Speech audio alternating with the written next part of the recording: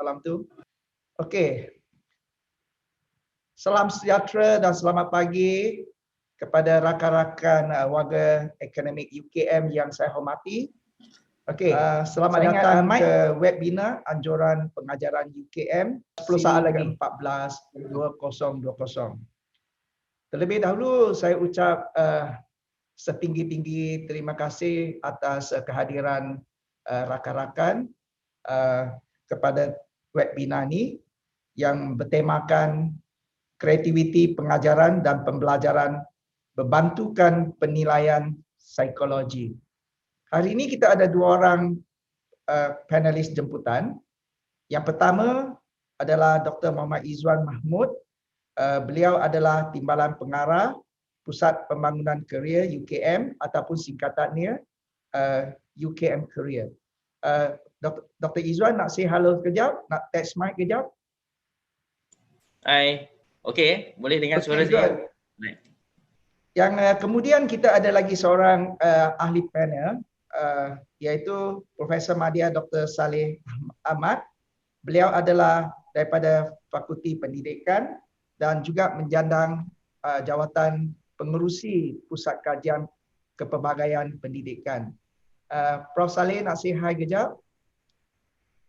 Nampak line dia hang sikit. Okey ya. Okey, tak apa. Saya ingat mungkin jauh daripada lingkungan dua ni. Jauh sikit. Jadi dia punya line tu. Hopefully that okey kat sana.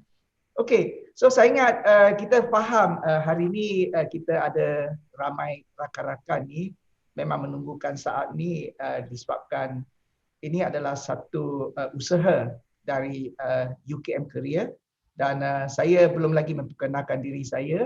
Saya adalah Profesor Madya Dr. Chang Ping Ki, menyandang jawatan sebagai pengarah UKM Career dan inilah dengan sebab tu saya memohon jasa baik daripada pengajaran UKM memberikan ruang kepada kami dan rakan menjemput memang menunggukan saat ini berkongsi dengan rakan-rakan apakah yang kami panggil dia career profiling ataupun profil kerjaya dan sekarang ni kita berikan nama sebagai My Career yang mana semua pelajar tahun 1 untuk prasiswaza telah diwajibkan untuk menjawab soalan-soalan yang kami letakkan dalam sistem UKM dan sistem ini adalah membantu kita sebagai pensyarah kepada mereka dengan kepelbagaian makna dia. So saya ingat disebabkan itulah kepentingannya saya telah menjemput dua orang panelis. Yang pertama itu Dr. Izzuan tu akan berkongsi dengan kita apakah implikasi profil kerjaya yang seperti mana yang saya sebutkan tadi itu, iaitu profil kerjaya pelajar ni terhadap kreativiti pengajaran dan pembelajaran. Beliau akan berkongsi dengan kita apakah dia itu. Dan kemudian kita akan menjemput Prof Saleh untuk berkongsi bagaimana pula, iaitu memahami trait personality pelajar itu dalam pengajaran dan pembelajaran. Jadi saya akan menjemput Dr. Izzuan berkongsi dengan kita dahulu dalam masa lebih kurang 20 minit dan kemudian Prof Saleh akan berkongsi 20 minit dan masa yang diberikan kepada kita ini adalah sampai ke 11.30 dan lepas tu saya ingat selepas 40 minit tu kita akan ada soal jawab dan saya harap juga rakan-rakan tu kalau ada soalan semasa mereka berkongsi apakah yang katakan profil kerjaya ini dan juga bagaimana kita nak menggunakannya. Anda kalau ada soalan-soalan tu boleh type dalam chat room dan saya akan cuba bacakan dia. Dan kalau sesuai mungkin saya akan juga jemput saudara-saudari untuk bertanya direct secara terus kepada panelis kita. Dan saya juga faham bahawa buat masa ini kita berkongsi juga dalam FB Live. Kalau katakan saudara-saudari ini tak kira lah bukan pengajar pun tak apa. Kalau katakan ada saja soalan tu yang sesuai, anda juga boleh post dalam FB Live dan saya juga akan cuba capture dan berkongsi dalam Zoom. So dan saya ingat itulah salah satu cara yang kita cuba sama-sama belajar dan juga sama-sama kita bermanfaat daripada apa yang kita cuba berusahakan pada hari ini. Saya akan cuba buatkan lebih interaktif sikit nanti dalam masa separuh pada penghujung kita punya webinar ni. So saya ingat Dr. Izzuan tu tak sabarlah. Are you okay Dr. Izzuan? Nampak dia Dr. Izzuan relax je. Alright. So saya ingat sambil itu Prof Saleh juga boleh get ready lah. Dan saya faham Dr. Izzuan. Bolehkah kalau katakan Dr. Izzuan bagi tahu sikitlah usaha Dr. Izzuan tu. Saya ingat Dr. Izzuan tu menganggotai UKM Career pada 2018. Saya ingat masa itu dah berusaha lama daripada you punya projek sendiri untuk PhD dan kemudian dibawakan ke UKM Career dan seterusnya juga membantu universiti mendaftarkan dan dapatkan AP dan ini adalah hak cipta UKM. Sanggup Dr. Izzuan tu berkongsi apa usaha beliau tu sampaikan kepada universiti. So saya ingat satu jasa baik daripada Dr. Izzuan dan saya sangat-sangat menghargailah. Dan saya ingat mungkin Dr. Izzuan boleh berkongsi lebih lagi sampailah katakan daripada 2018, 2019 dan sekarang ni 2020 ni. Dan apakah dia punya milestone yang telah dicapai. Silakan Dr. Izzuan. Okey, terima kasih Dr. Chang, Profesor Madya Dr. Chang Pengki, pengarah pusat UKM Career.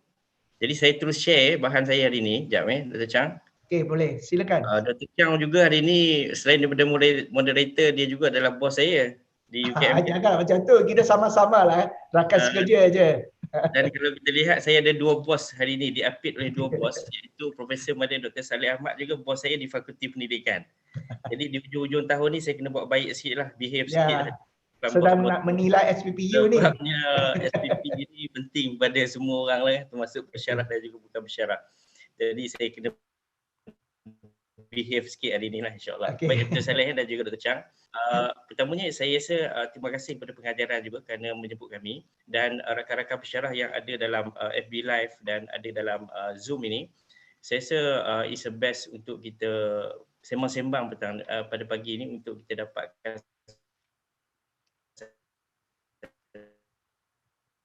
satu maklumat baru maybe. Kaji je lah. Dan seperti yang Dr. Chang maklumkan tadi tu, sedikit sejarah lah tentang profil kejayaan ni di mana pada tahun 2018 tu kita dah berjaya pilot kan. Pada ketika itu lebih kurang dalam 60 ke 70% saja pelajar yang berjaya jawab kerana kita tidak wajibkan. Alhamdulillah pada tahun 2019 kita telah mencapai 90% pelajar menjawab profil kejayaan ni. And then pada tahun 2020 dan seperti yang Dr. Chang belajar dengan kita bangunkan sistem dengan kerjasama daripada Pusat Teknologi Maklumat. Nanti saya akan explain apa yang ada dalam profil kejayaan ni kan, definitionnya. Sebelum tu saya nak tanya rakan-rakan pensyarah lah, dekat Zoom ni dia ada satu button kat bawah tu ruangan chatting. Dekat bahagian FB juga ada ruangan untuk kita bagi komen. Minggu ni adalah minggu yang ke-6 kita kuliah kan, Dr. Chang dan juga Dr. Saleh. Nak tanyalah kita bila kita kata new norms ni ataupun normal baharu ni, pengajaran kita juga berbeza. Kita menggunakan secara virtual tahap kepuasan daripada 1 tu sangat tidak puas kepada 5 sangat puas ataupun sangat memuaskan. Bagaimana kita reflect teaching and learning kita dari aspek pengajaran kita dalam bentuk virtual ni. Jadi rakan-rakan bolehlah, ni just survey je. 1 sangat rendah, 5 sangat tinggi, reflect pada diri sendirilah. Nanti saya akan capture daripada respon daripada rakan-rakan. Boleh gitu kan? Dia just suka-suka je kan. Baik, Dr. Chang. Yep. Alhamdulillah dengan kerjasama UKM Career, kerjasama daripada TNC JIAM, kerjasama daripada peringkat pengurusan universiti, especially daripada VC sendiri dalam mesyuarat jawatankuasa pemandu kebolehpasaran graduan, kita nampak ia merupakan satu kerja yang bukan kerja individu tapi satu kerja yang kolektif yang mana setiap orang ada peranannya. Walaupun saya dan juga tim UKM Career yang initiate-nya, tapi pada saya kalau tidak ada bantuan-bantuan dan kerjasama daripada semua PTJ termasuklah fakulti Dr. Chang, kita lihat dia tidak akan berjaya. Jadi saya rasa ini satu formula UKM bagaimana kita nak menggerakkan satu perkara yang akhirnya profil kerja ini dia akan belong to UKM, bukan belong kepada individu ataupun saya dan juga tim UKM Career. Bila kita buat profil kejayaan ini pada peringkat awalnya, kita melihat bahawa tujuannya adalah untuk kita identify pelajar pada tahun pertama bagi membantu mereka menentukan ataupun meningkatkan kebolehpasaran graduan.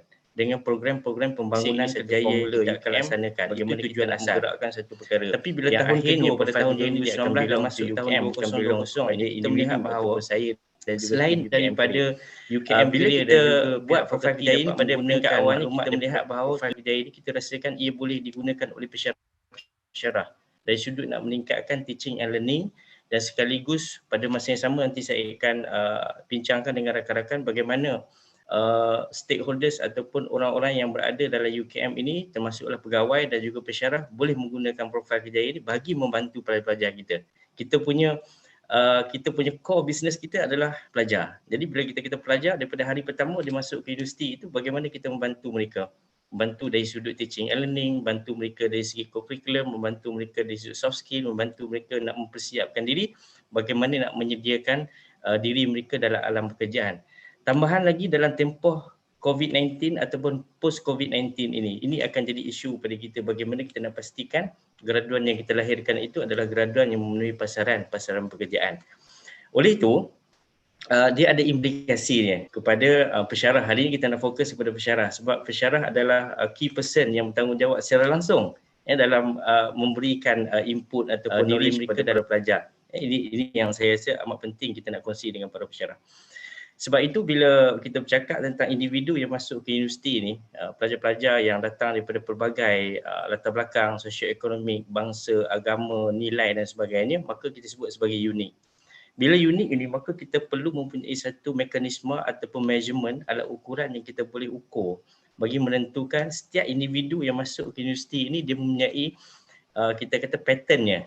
Jadi akhirnya bila kita sebagai pensyarah kita memahami keunikan dan kepelbagaian yang ada pada para pelajar kita ini, apa perkara yang boleh kita buat adalah cara kita melayan mereka, cara kita meningkatkan ataupun cara kita mengajar mereka, cara kita memperkenalkan kursus-kursus dan cara kita menilai mereka. Ini amat penting yang mungkin akan disambung oleh Dr. Saleh nanti. Tapi yang saya nak jelaskan sini adalah setiap individu itu adalah unik. Bila unik, maka apakah measurement yang boleh kita gunakan untuk kita ukur keunikan yang ada pada setiap pelajar itu.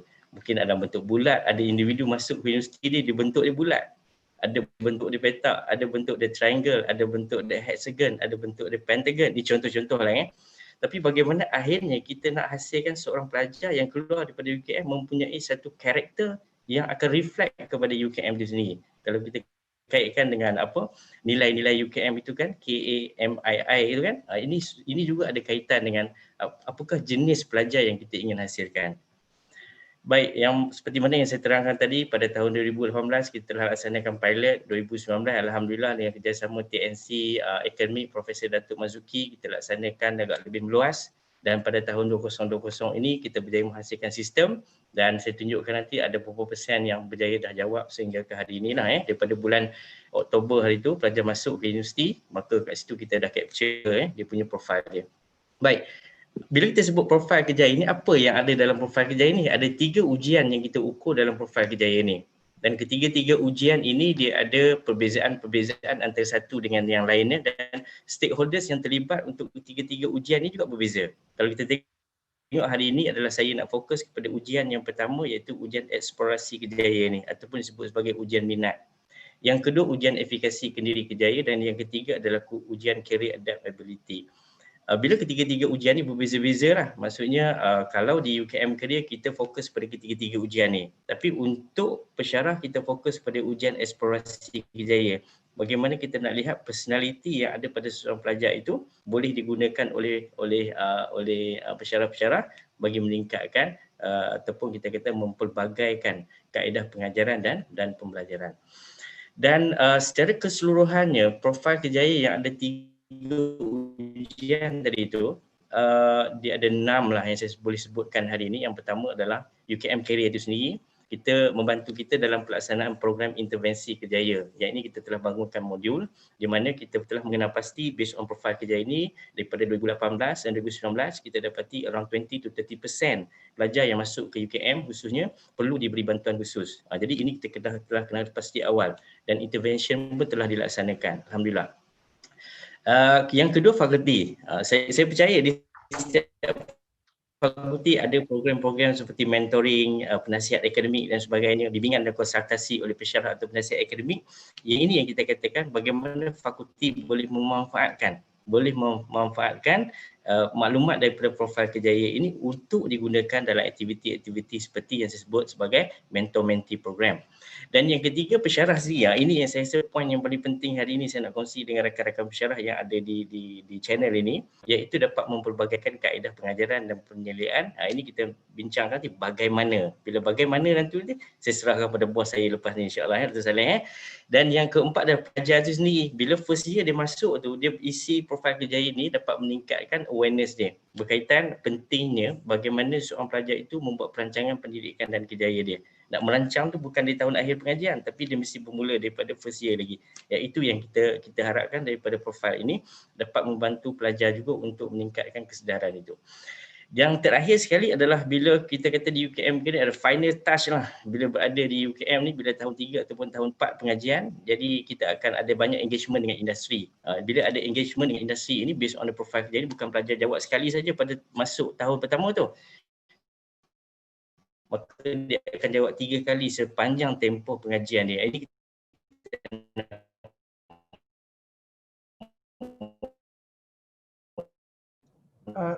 Dr. Izzuan punya line tu ada problem sikit Dr. Izzuan.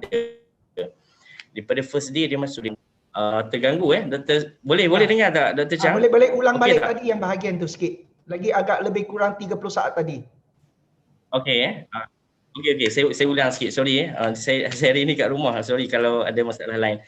Yang saya sebut yang terakhir adalah bagaimana tujuan profil kerja pelajar ni boleh digunakan oleh UKM Career lah, especially bila kita buat engagement dengan industri. Bila kita buat engagement dengan industri, jadi ini kita perlukan maklumat-maklumat daripada para pelajar yang kita telah prepare mereka dengan program-program pembangunan kerjaya. Itu saya kata ada 5 poin yang penting hari ini yang mungkin untuk kita bincangkan.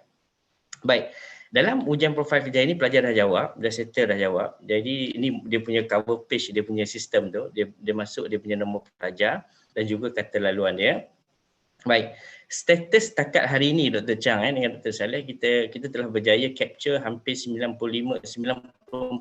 pelajar yang telah selesai menjawab. Ada lebih kurang dalam 5.5% lagi pelajar yang belum jawab. Sebab apa belum jawab ni? Sebabnya masa mereka nak masuk itu ada beberapa dokumen-dokumen yang mereka belum settle. Jadi untuk membolehkan mereka masuk ke UKM dan mendaftar kursus pada ketika itu, dan kita dinasihatkan oleh bahagian akademik, bahagian pusat akademik supaya buka sistem. Maksudnya mereka tak jawab lagi iaitu 5.5% dan kita telah kena pasti yang 5% ini berada di fakulti mana, berada di program pengajian mana dan kita dalam proses dan sedang untuk membantu pelajar yang belum jawab ni. Diharapkan kita akan dapat 100% pelajar yang telah menjawab. Okey, bila hari ini saya nak fokus kepada teori tentang bila kita sebut tentang ujian, salah satu ujian yang ujian minat kerjaya ni, satu teori yang mungkin rakan-rakan daripada bidang kaunseling dan psikologi mungkin dah biasa dan ini satu proses untuk ulang kaji. Dalam teori ini mengatakan bahawa dalam diri individu itu ada 6 jenis personality yang kita boleh measure. Satu personality disebut sebagai realistik. Orang realistik ni adalah orang yang praktikal, saintifik dan juga sangat suka bekerja dengan objek. Yang kedua adalah investigatif, iaitu ciri personality di mana seseorang itu dia berkecenderungan untuk observe, analyze dan juga evaluate. Dia juga suka bekerja dengan objek juga. At the same time dia juga suka bekerja dengan manusia. Yang ketiga disebut sebagai jenis personality artistik. Orang artistik ni dia berkebolehan seperti inovatif, intuitif and kreatif. Dalam arti kata yang lain, mereka mempunyai bakat seni dan sebagainya. Yang keempat adalah kalau kita lihat sosial, iaitu kalau kita tengok orang sosial suka membantu, suka menolong, suka melakukan aktiviti-aktiviti yang melibatkan manusia. Dalam arti kata yang lain, kita kata personality orang sosial ni adalah extrovert. Dan yang keempat adalah enterprising. Orang yang enterprising ni sebut dia mempunyai personality ciri-ciri seperti influencer, dia persuade dan dia perform. Dan yang terakhir adalah ciri personality konvensional. Jadi keenam-enam ini yang saya nak bincangkan dengan rakan-rakan pensyarah. Bagaimana kita boleh menggunakan maklumat daripada data yang diisi oleh pelajar dan akhirnya maklumat itu boleh digunakan untuk mempelbagaikan kaedah pengajaran dan pembelajaran. Ini saya terus kejap Okey. Baik. Kalau kita lihat 6 jenis personality yang saya sebutkan tadi tu, kalau kita tengok di atas sekali tu, orang yang mempunyai personality realistik dan investigatif, mereka ni cenderung untuk mempunyai personality introvert. Dalam arti kata yang lain, mereka suka kerja bersendirian. Mereka suka aktiviti yang melibatkan objek. Tak suka sangat, kurang suka dengan aktiviti melibatkan manusia. Kalau minta untuk bercakap di hadapan dalam kelas contohnya, mereka akan cuba mengelak.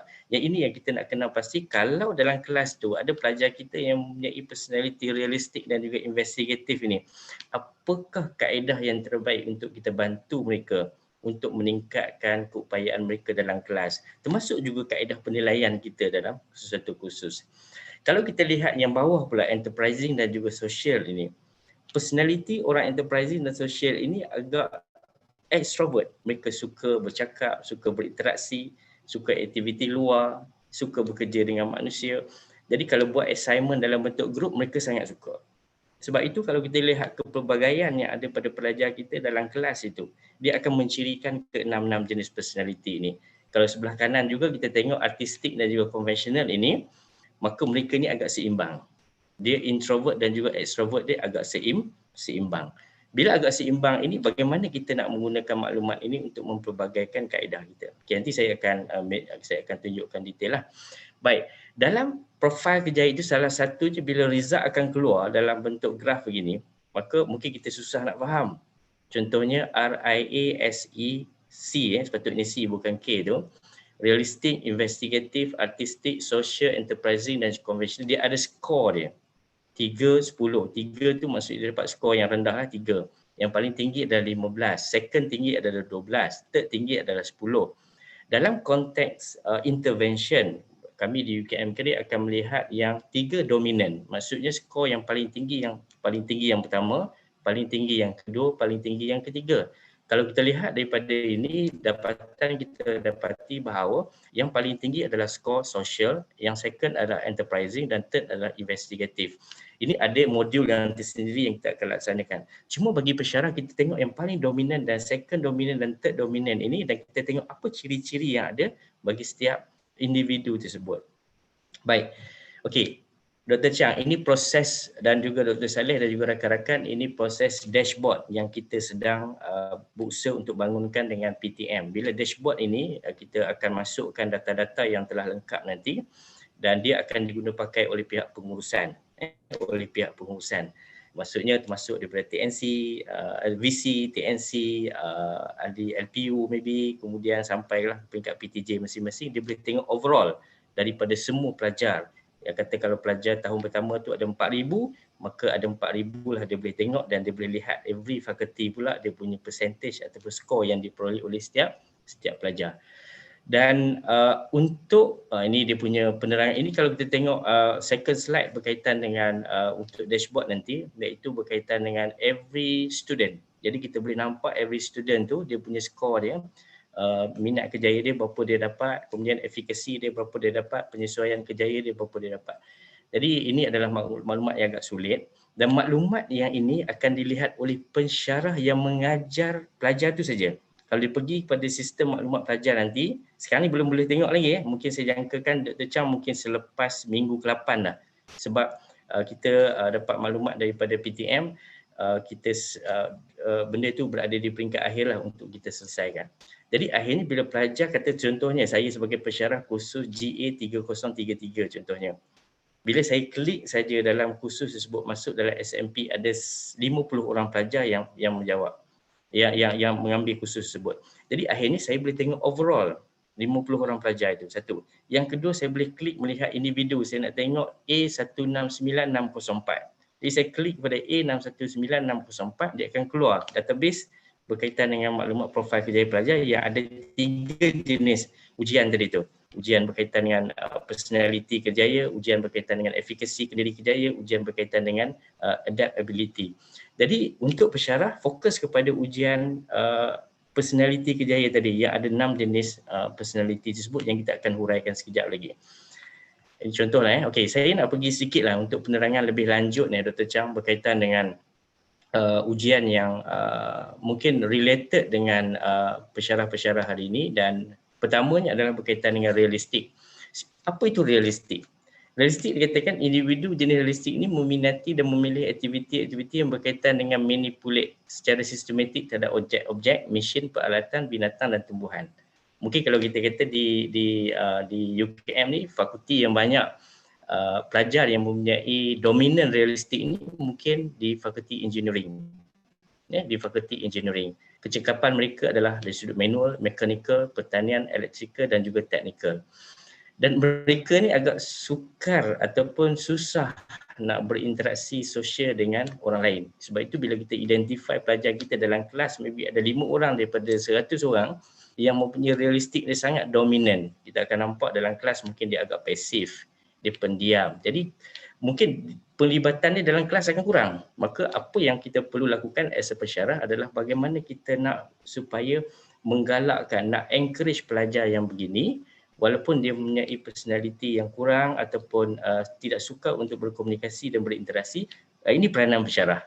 Ini peranan pesyarah. Mungkin soalan-soalan kita boleh tanya dia, mungkin kita boleh create aktiviti dalam bentuk game dan sebagainya. Ini adalah kepelbagaian kita. Saya pulang kepada pesyarah bagaimana nak menentukan kepelbagaian itu. Antara ciri-ciri orang realistik ni yang pertama introvert, of course introvert. Kalau dalam kelas, kalau kita tanya satu soalan, dia akan jawab satu soalan. Kadang-kadang bila kita tanya soalan, dia tak nak jawab. Itu antara ciri-ciri introvert. Yang kedua practical. Kalau kerja hands-on, outdoor activity yang tak ada duduk dalam kelas sangat, dia suka. A very natural person dan tidak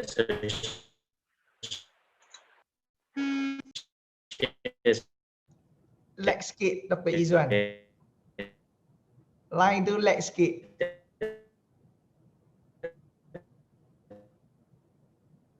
Dr. Izzuan punya line tu ada masalah dan sikit. Yang paling penting orang ni saya tengoklah dalam kebanyakan kajian mereka dengar suara saya?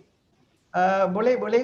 Tadi lag sikit. Tadi lag. Tapi dia macam tak stable kan? Ya, tak stable sikit.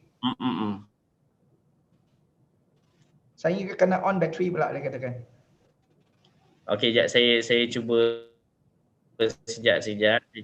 Okay. Itulah masalah teknikal dari segi yang kalau katakan secara online Dr. Izzuan. Ya. Kalau kadang-kadang dia boleh dengar suara saya. Sekarang ni okey. Dah smooth balik. Ada gangguan sikit tadi kan? Baik. Yang kedua adalah investigative research. Orang yang mempunyai personality investigative ni, dia meminati dan memilih aktiviti yang berkaitan dengan membuat penyiasatan secara pemerhatian, observe, simbolik, sistematik dan juga kreatif. Kalau kita lihat di fakulti di UKM ni, mereka berada di fakulti mana? Semua fakulti sains, FST, mereka berada di fakulti perubatan, mereka berada di fakulti sains kesihatan, termasuklah pesyarah-pesyarahnya juga. Jadi kalau kita lihat itu kesukaan orang investigatif, tapi yang mereka tak suka ni menjadi pemimpin dan terlibat dengan pengurusan dan pentadbiran. Sebab itu kadang-kadang bila kita melihat bagi satu peranan dalam kelas kan, kita bagi untuk dia lead sebagai ketua kelas dalam kelas kita. Dia orang yang investigatif, memang dia tak perform. Boleh, tapi kita kena educate dia, kita kena bantu dia, kita kena beri skill kat dia, take time sikit lah. Antara kecekapan orang investigatif ni, dia mempunyai pengetahuan dan mempunyai kebolehan matematik dan saintifik tapi lemah dalam kebolehan memimpin. Di antara personality dia, introvert sama juga dengan realistik, dan dia banyak menggunakan walaupun dia introvert tapi dia suka untuk debate juga, very critical person dan autonomi, dia ada kuasa. Okey, yang ketiga Dr. Chang, saya tak nak ambil takut tak ambil masa Dr. Saleh nanti. Kesukaan orang artistik ni, tak tahulah, mungkin Dr. Chang ada kot kat sini, meminati dan memilih aktiviti yang bercorak bebas, tidak bersistematik dan suka pada perkara-perkara yang tidak jelas dan kabur. Mereka dapat menghasilkan produk seni hasil dari penggunaan lisan, fizikal dan manusia. Kecekapan mereka ni bahasa, seni, muzik, drama, penulisan dan aktiviti dalam bidang seni. Kalau dalam kelas kita tu, kalau kita kata okey, nak buat satu pertandingan yang membentuk kita kata choral speaking ke, kita nak buat pertandingan dalam bentuk mereka akan take the advantage tu kan, dan mereka sangat tak suka aktiviti yang bersistematik, berstruktur atau terjelas. Dia lewat tu kan, kita masuk kat belakang sekali, kemungkinan mereka ni orang yang artistik juga. Sebab mereka tak suka dikongkong. Dan peraturan yang terlalu banyak dan rigid itu sebenarnya membebankan mereka. Jadi antara personality yang ada nanti kalau dalam sistem tu nanti, sistem profile tu,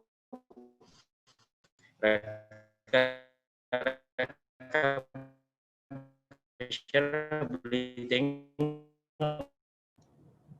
Dr. Izzuan, you punya line tu ada problem sikit. Jadi sekarang ni kita boleh faham bagaimana susahnya bagi pelajar-pelajar kita ni. Jadi Yang antaranya line dia lag introvert, tu. dia dan juga sensitif. Dan sejak dari Okey, saya cuba nak katakan selalunya kita katakan student-student kita ni kan, kali ni kita faham lah betapa susahnya student kita ni. So saya ingat line kita tu yang selalunya yang menyebabkan kita punya gangguan untuk dalam pengajaran dan pembelajaran. So walaupun saya ingat Dr. Izzuan sedang berusaha untuk nak mengatasinya. Itulah cabaran Dr. kita. Chang, sekarang boleh dengar tak suara saya? Okey tak? Okey, sekarang ni okey. Okey. Tadi tu ada lag sikit. So tak apa. Kan? Okey, tak apa. You cuba ambil masa yang lebih sikit untuk terima kasih Dr. Chang. Sorry lah rakan-rakan pensyarah. Line hari ni memang saya tak tahu, saya ingat line kat rumah saya okey hari ni. Saya tak pergilah ke office kan. Okey. Tadi saya sebut tentang artistik Sekarang saya nak pergi kepada personality yang keempat. Personality yang kelima yang keempat social Individu jenis sosial meminati dan memilih berurusan dengan orang lain, melibatkan diri dalam aktiviti memberitahu, melatih, membentuk, merawat, menyedarkan orang lain, memberi nasihat, tunjuk ajar, bimbingan, kaunseling dan sebagainya. Kalau kita lihat orang yang sosial ni, kita senang fahamlah. Dia suka berinteraksi, dia suka pergi majlis sosial. Kalau dalam kelas tu dia duduk depan sekali, ataupun kita kata dalam kelas tu selalu dia banyak bertanya. Dan kadang-kadang buat bising pun orang sosial juga dalam kelas. Bila pensyarah duduk mengajar kat depan, dia duduk cakap belakang. Ini mungkin kebanyakan orang sosial. Bahan peralatan, mesin dan juga aktiviti yang terlalu teratur dan bersistematik. Orang unstable pula Dr. Chang. Okey, kecekapan orang sosial ni yang pertama, dia seorang pendengar yang baik, good listener. Ini orang suka ni kan. Yang kedua, komunikasi dan memujuk ni kan. Kemahiran memujuk ni saya tengok dalam 21st century punya skill yang diperlukan kepada semua orang, termasuk pekerja, termasuk pelajar, adalah kemahiran memujuk. Jadi kita kena tingkatkan kemahiran memujuk kita lah. Dan ciri-ciri personality yang ada pada seorang sosial itu extrovert, suka menolong, mesra, pemurah, empati, bekerjasama, sabar, peramah, baik hati. Ni antara, kalau rakan-rakan nanti dalam sistem tu just fokus kepada ciri-ciri personality ni je. Jadi bila kita baca ciri-ciri, rupanya kita tahu si A ni dia mempunyai personality sosial. Orang sosialnya begini rupanya. Dalam kelas kita kena attend dia cara macam ni. Jadi itu antara beberapa input yang kita boleh perolehi daripada sistem ini. Baik, yang kelima adalah orang enterprising. Individu orang enterprising ni adalah apa Dr. Syah? Mereka meminati dan memilih aktiviti yang menggunakan orang lain. Manipulatif lah untuk mencapai matlamat organisasi maupun matlamat ekonomi mereka. Dia menjadi seorang, kalau kita tengok kecekapan mereka ni bagi jadi ketua kelas, mereka sukalah, kepimpinan mereka bagus. Hubungan dengan orang lain dan peta bercakap untuk meyakinkan dan memujuk. Ini antara ciri personality mereka. Of course,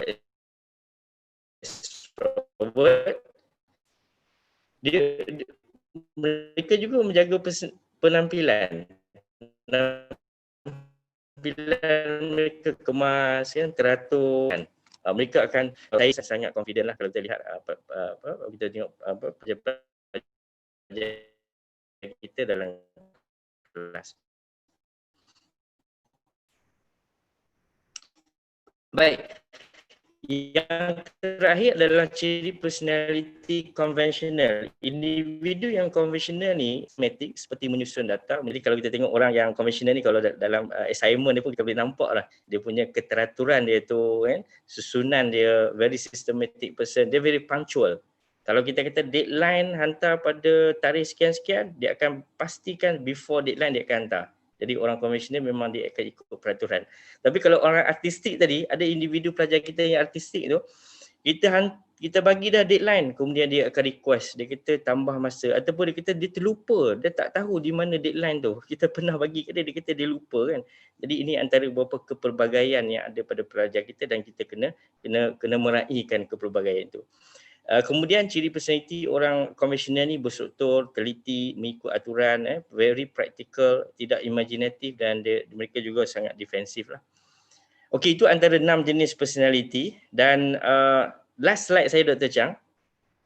Okey, last slide saya Dr. Chang, bagaimana pensyarah boleh menggunakan maklumat yang ada dalam sistem profil kejayaan pelajar ini, yang mana maklumat ini boleh diakses melalui sistem maklumat pelajar, yang mana nanti akan dalam sistem maklumat pelajar itu ada satu button, pensyarah boleh klik dekat button tu, maka akan keluar semua nama pelajar-pelajar yang telah mendaftar bagi kursus tersebut, dan bersama dengan itu juga ada dia punya tafsiran bagi setiap skor yang diperolehi. Pertama, pensyarah menggunakan keputusan profil kerja dalam merangka kursus dengan mengambil kira kepelbagaian trait personality pelajar. Itu yang pertama.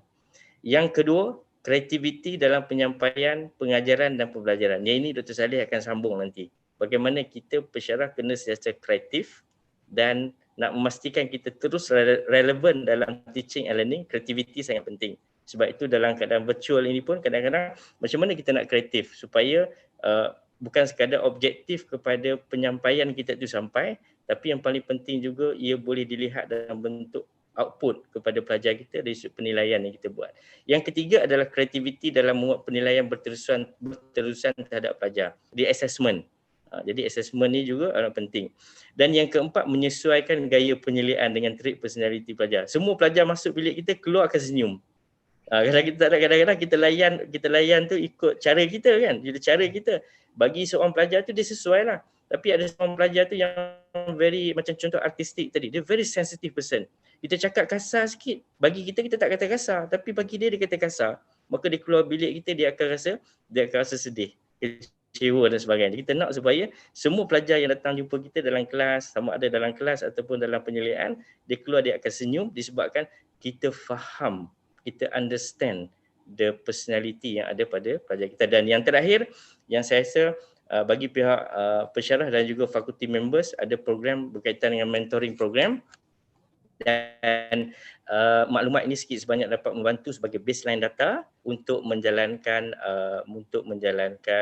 kita kata mentoring program. Tapi yang paling penting yang terakhir juga, saya invite rakan-rakan daripada fakulti untuk menggunakan data-data tersebut dalam menjalankan aktiviti penyelidikan, di mana kita boleh based on the fakulti punya research. Jadi kita boleh lihat responden ataupun data daripada fakulti tersebut saja. Jadi saya rasa untuk menjadikan satu input bagi kita menambah baik kita kata teaching and learning kita pada masa-masa yang akan datang. Jadi saya rasa Dr. Chang, saya tinggalkan sampai part tu dulu. Ada dua ujian ni nanti kita sambung pada jika sempat dalam Q&A nanti. Kalau tak sempat kita akan bincang dalam slot yang lain insyaAllah. Jadi Dr. Chang, terima kasih. Dan sorry Dr. Chang sebab line saya ada problem. Okey, terima kasih banyak ni Dr. Izzuan ni. Saya terpaksa nak stopkan you tu, kalau tidak nanti Prof Saleh tu tak ada masa untuk nak berkongsi ni. Sorry ya. Okey, dan saya juga minta maaf kepada rakan-rakan disebabkan line tu yang kurang stable sikit. Mungkin Dr. Izzuan tu boleh ambil kesempatan ni nanti untuk nak improvekan you punya line balik, tengok macam mana. Dan saya juga ucap terima kasih. Sambil ni saya baca, sebenarnya Dr. Izzuan tu boleh bersedia. Ada satu soalan dan satu cadangan. Dan tambah lagi satu soalan. Ada dua soalan di sini. Satu daripada Prof. Dr. Khairia dan satu lagi daripada Ida Ismail. Dan untuk Nasaruddin tu ada cadangan tu supaya pensyarah juga boleh buat penilaian diri supaya lebih faham lagi. So saya ingat nanti soalan tu saya akan bacakan kepada panelis kita. Dan saya nak nampak ni Prof Saleh ni dah tak sabarlah tu tengok mata tu, dia dah tengok kepada saya ni garang sikit ni Prof Saleh. So saya ingat you dah nak bersedia untuk nak berkongsi you punya slide tu. So di samping tu saya juga nak bagi tahu rakan-rakan, sekiranya ada soalan tu nanti saya akan cuba bacakan soalan-soalan yang anda sampaikan. Dan saya sebenarnya di sini juga ada beberapa soalan ni Dr. Izzuan. Get ready nanti itu untuk nak tanya. So Prof Saleh, are you ready?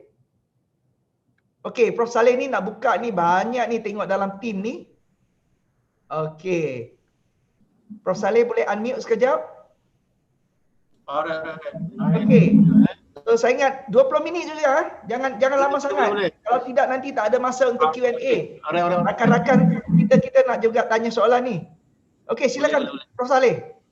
Okey, kejap Okey, sambil ni saya ingat Dr. Izzuan, nanti you get ready, boleh baca dalam chat. Prof Dr. Karya ni dia sebenarnya dia ada tanya soalan ni.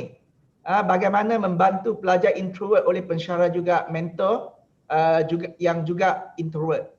Tak apa, saya ingat mungkin Prof Saleh dan juga ni Dr. Izzuan boleh jawab nanti. So are you ready Prof Saleh? Alright, okey. Okay, bagi so saya over to you, 20 minutes. 20 minit Okey, saya timing. Line pun macam tak berapa juga lah pagi ni. Ini tengoklah sekarang ni kita semua pensyarah ni selalu komplain pelajar. Kita sekarang ni tahu betapa susah pelajar kita ni.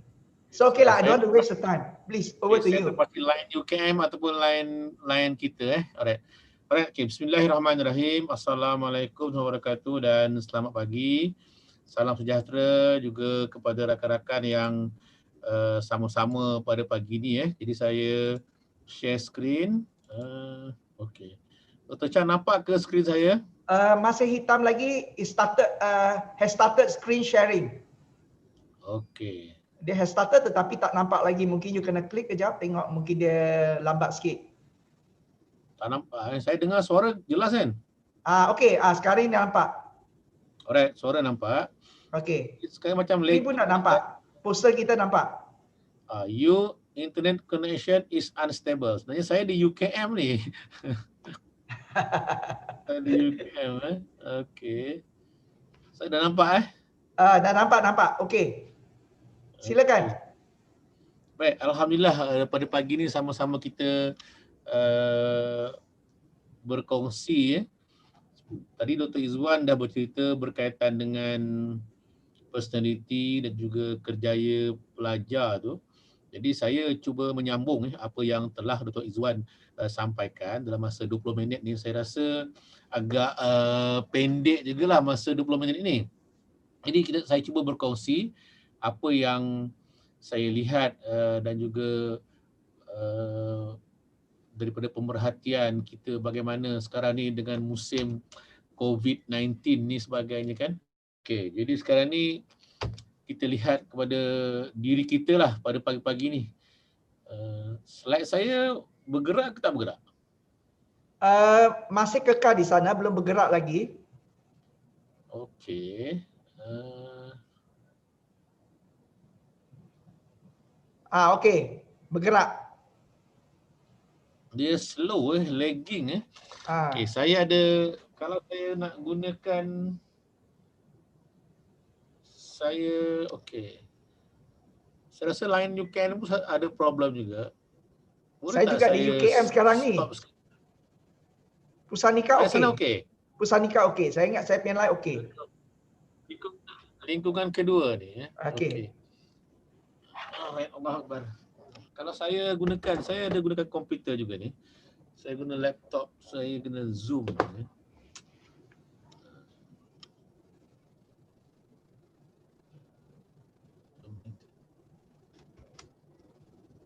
So sambil saya ingat Prof Saleh tu dah get ready untuk dia punya presentation ni, saya boleh jawab aja lah yang katakan Ida Ismail tu yang katakan sistem profil kerjaya pelajar ni buat masa ini memang hanya untuk prasiswaza. Buat peringkat awal ni lah nanti kami akan cuba naik taraf dan kembangkan ke pasasiswaza nanti sekiranya ada kemampuan kami lah. Dan juga ni saya ingat cadangan daripada Nasharuddin yang katakan untuk nak kembangkan kepada pensyarah untuk buat penilaian diri sendiri, dan saya ingat kalau boleh kami juga boleh cuba membantu jugalah sekiranya perlu. So okay, so saya ingat Prof Saleh, are you ready? Kalau you ready, you ambil aja sebab apa saya ambil gap masa tu. Alright, okay. So kali kalau kita lihat gambar-gambar ni kan, yang mana perasaan rakan-rakan sekarang ni? Saya ada berkecamuk lah ni. Kalau line saya tak clear, Dr. Chang tolong bagi warning. Saya akan maklum. Keluar daripada. Alright, maklumkan Saya kalau line ni tak betul juga, saya akan keluar daripada Zoom ni, saya buka laptop. Laptop dah ready dah. Okay, get ready. Tak apa. Alright, so okay. Alright. So kadang-kadang kita sebagai pensyarah, inilah muka kita muka kita ada senyum, ada marah sebagainya. Tetapi pada masa yang sama, muka-muka pelajar juga kena ingat. Pelajar-pelajar pun ada muka-muka begini. Ada yang stres, ada yang tertekan kan. Macam kita lah. Kadang-kadang bila you dengar rakan-rakan dengar suara saya, dengar suara Tok Izwan yang mungkin tracking kan gegeg, kita pun apa pensyarah ni cakap kan. Okay. Walau apa pun, come kita smile pagi ni. I really hope line okay, big smile sebagainya. Okay. So nampak tak big smile? Okay, nampak. I'm having a big smile now. Alright, so semua orang smile. Semua orang kena smile. Walaupun tak nampak muka, kena smile. Okay. So, because kalau kita tak smile, pelajar stres, kita pun jadi stres. So, because kita sekarang ni dalam norma baru, new norm, bagaimana pensyarah menjalankan PNP, yang penting kan kita selalu bercakap dengan internet connection, human versus human connection kan.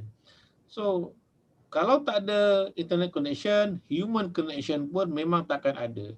Tapi sekarang ni kita banyak bercerita berkaitan dengan internet data. Tapi berapa orang yang bersedia dengan engaging ni macam melibatkan pelajar dan para pensyarah atau pelajar dengan guru-guru sekalipun kan. Di mana kita pada ketika ini? Adakah kita masuk kuliah, saya buka Zoom, saya buka MS Team dan saya terus mengajar. Saya tak kisah pun sama ada pelajar itu masuk ke, tidak ke. Sekarang saya nampak, your internet connection is unstable. Allah Akbar. So harap masih mendengar saya. Okey, suara okey. Jadi di sini kita kena engage dengan pelajar kita. Bagaimana nak engage inilah yang memerlukan kita banyak bersabar. Kalau line tak ada, sekurang-kurangnya kita nak tahu para pelajar kita okey ke tidak, dah makan ke belum, sebagainya kan. Ini sebenarnya yang mungkin pada saya kuranglah dalam norma baru ini. Semua orang sibuk dengan cerita pengajaran secara atas talian. Pelbagai kaedah, menggunakan YouTube, menggunakan movie maker dan sebagainya kan, dan PowerPoint sebagainya. Tetapi adakah kita cuba nak buat dipanggil engaging dengan para pelajar kita? Adakah kita benar-benar bersedia dan memastikan pelajar kita engage dengan kita? Kalau dia engage, dia seronok dengan kita, maka dibuka video dia, dia bertanya, dia chat sebagainya. Kalau tidak, dia buka dia punya komputer, dia tinggalkan muka dia, kartun ke apa sebagainya, lepas tu dia tutup video, nampak nama ada, tetapi suara pun tak ada, pelibatan tak ada, chatting pun tak ada. So seolah-olah kita mengajar depan komputer seorang-seorang. So, mungkin kita kata, lantak engkau lah, nak belajar, tak nak belajar sudah. Ini yang kekurangan kita lah dari aspek memahami pelajar kita. Alright. Jadi sebenarnya dalam cabaran kita pada tahun ini, cuba kita buat refleksi sedikit, apa yang kita lakukan pada semester pertama yang baru-baru tadi kan. So berapa ramai pensyarah yang memastikan pelajar ada internet, pelajar ada kemudahan-kemudahan di rumah, kadang-kadang mungkin ada adik-beradik, mak ayah pun bekerja dari rumah kan. Sebab kita lihat daripada laporan baru-baru ni pun masih ramai lagi yang katakan para pelajar sendiri tidak mempunyai kemudahan internet di rumah masing-masing. Malah kadang-kadang berkongsi gadget dengan adik-beradik juga dengan mak ayah sebagainya. Okey. Jadi seterusnya kita juga perlu melihat para pelajar yang masuk kelas kita. Ini kena tanya sebenarnya. Mungkin masih ada masa. Sekarang ni minggu ke-6 kan. Cuba tanya pelajar, kalau dia ambil kelas kita ni, kenapa dia ambil kelas kita? Adakah dia terpaksa, dia suka rela, ataupun dia kata, package yang saya perlu ikuti, inilah yang ada. Saya kena ambil modul A, B, inilah subjek dia kan. Ataupun dia kata, Allah minta maaf Prof, minta maaf Dok, inilah subjek yang tinggal. Yang lain dah penuh dah. Kan? So ini juga asas bagaimana kita nak buat engagement dengan para pelajar kita.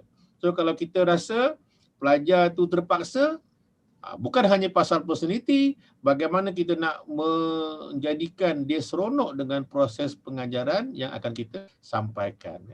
Jadi kalau kita tidak ambil tahu hal-hal ini, maka pelajar akan belajar dengan cara dia, mungkin dengan hati yang tak tenang, dan kita pun rasa tertekan nak mengajar. Jadi pelajar tertekan, kita pun tertekan. Ini aspek-aspek penting. Saya harap nampak slide baru, aspek penting Dr. Chan. Boleh? Okay, very good. Alright. Okay. Kita kena sedar bahawa manusia belajar dengan cara yang berbeza-beza. Ini kesedaran lah. Kita tak boleh kata lagi dah, kau nak belajar, kau punya pasal. Tak nak belajar, sudah.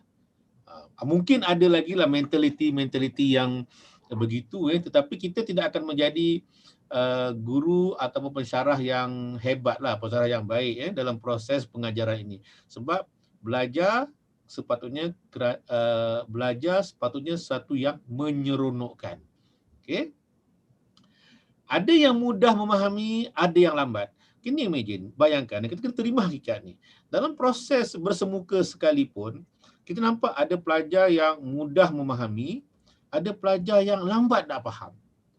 Bayangkan, kalau kita bersemuka pun ada isu ni, apatah lagi kalau kita mengajar secara atas talian. Jadi kita tak boleh anggap, kau nak faham, tak faham, tak apa, boleh tanya kemudian, kan. Jadi di sinilah yang kadang-kadang menjadi kekangan kita dalam menggunakan secara maya ini. Jadi proses pengajaran dan pembelajaran bukan hanya berlaku dalam kelas. Dalam kelas ini kita katakan kelas sama ada kelas maya, kelas online ataupun kelas bersemuka. Jadi ada pelajar-pelajar yang belajar dengan cara dia membuat lawatan umpamanya. Ada pelajar belajar dengan membuat kerja berkumpulan sebagainya. Jadi apa yang penting seperti mana saya sebut tadi, belajar sepatutnya sesuatu yang menyeronokkan.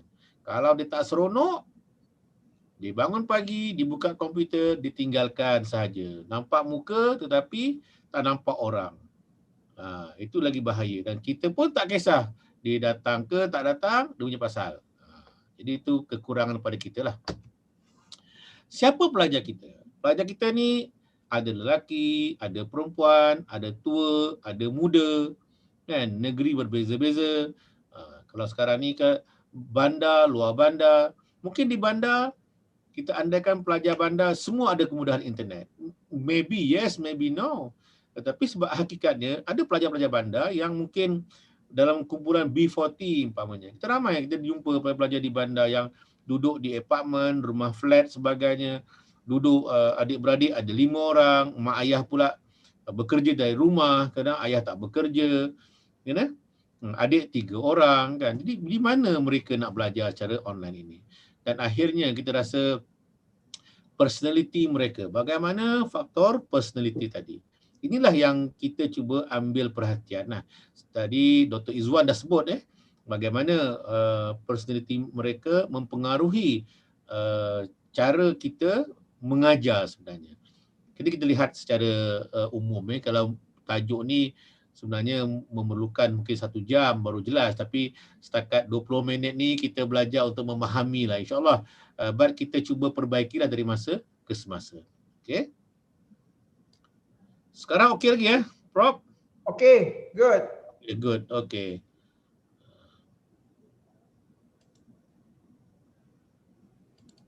Tak jalan pula, okay.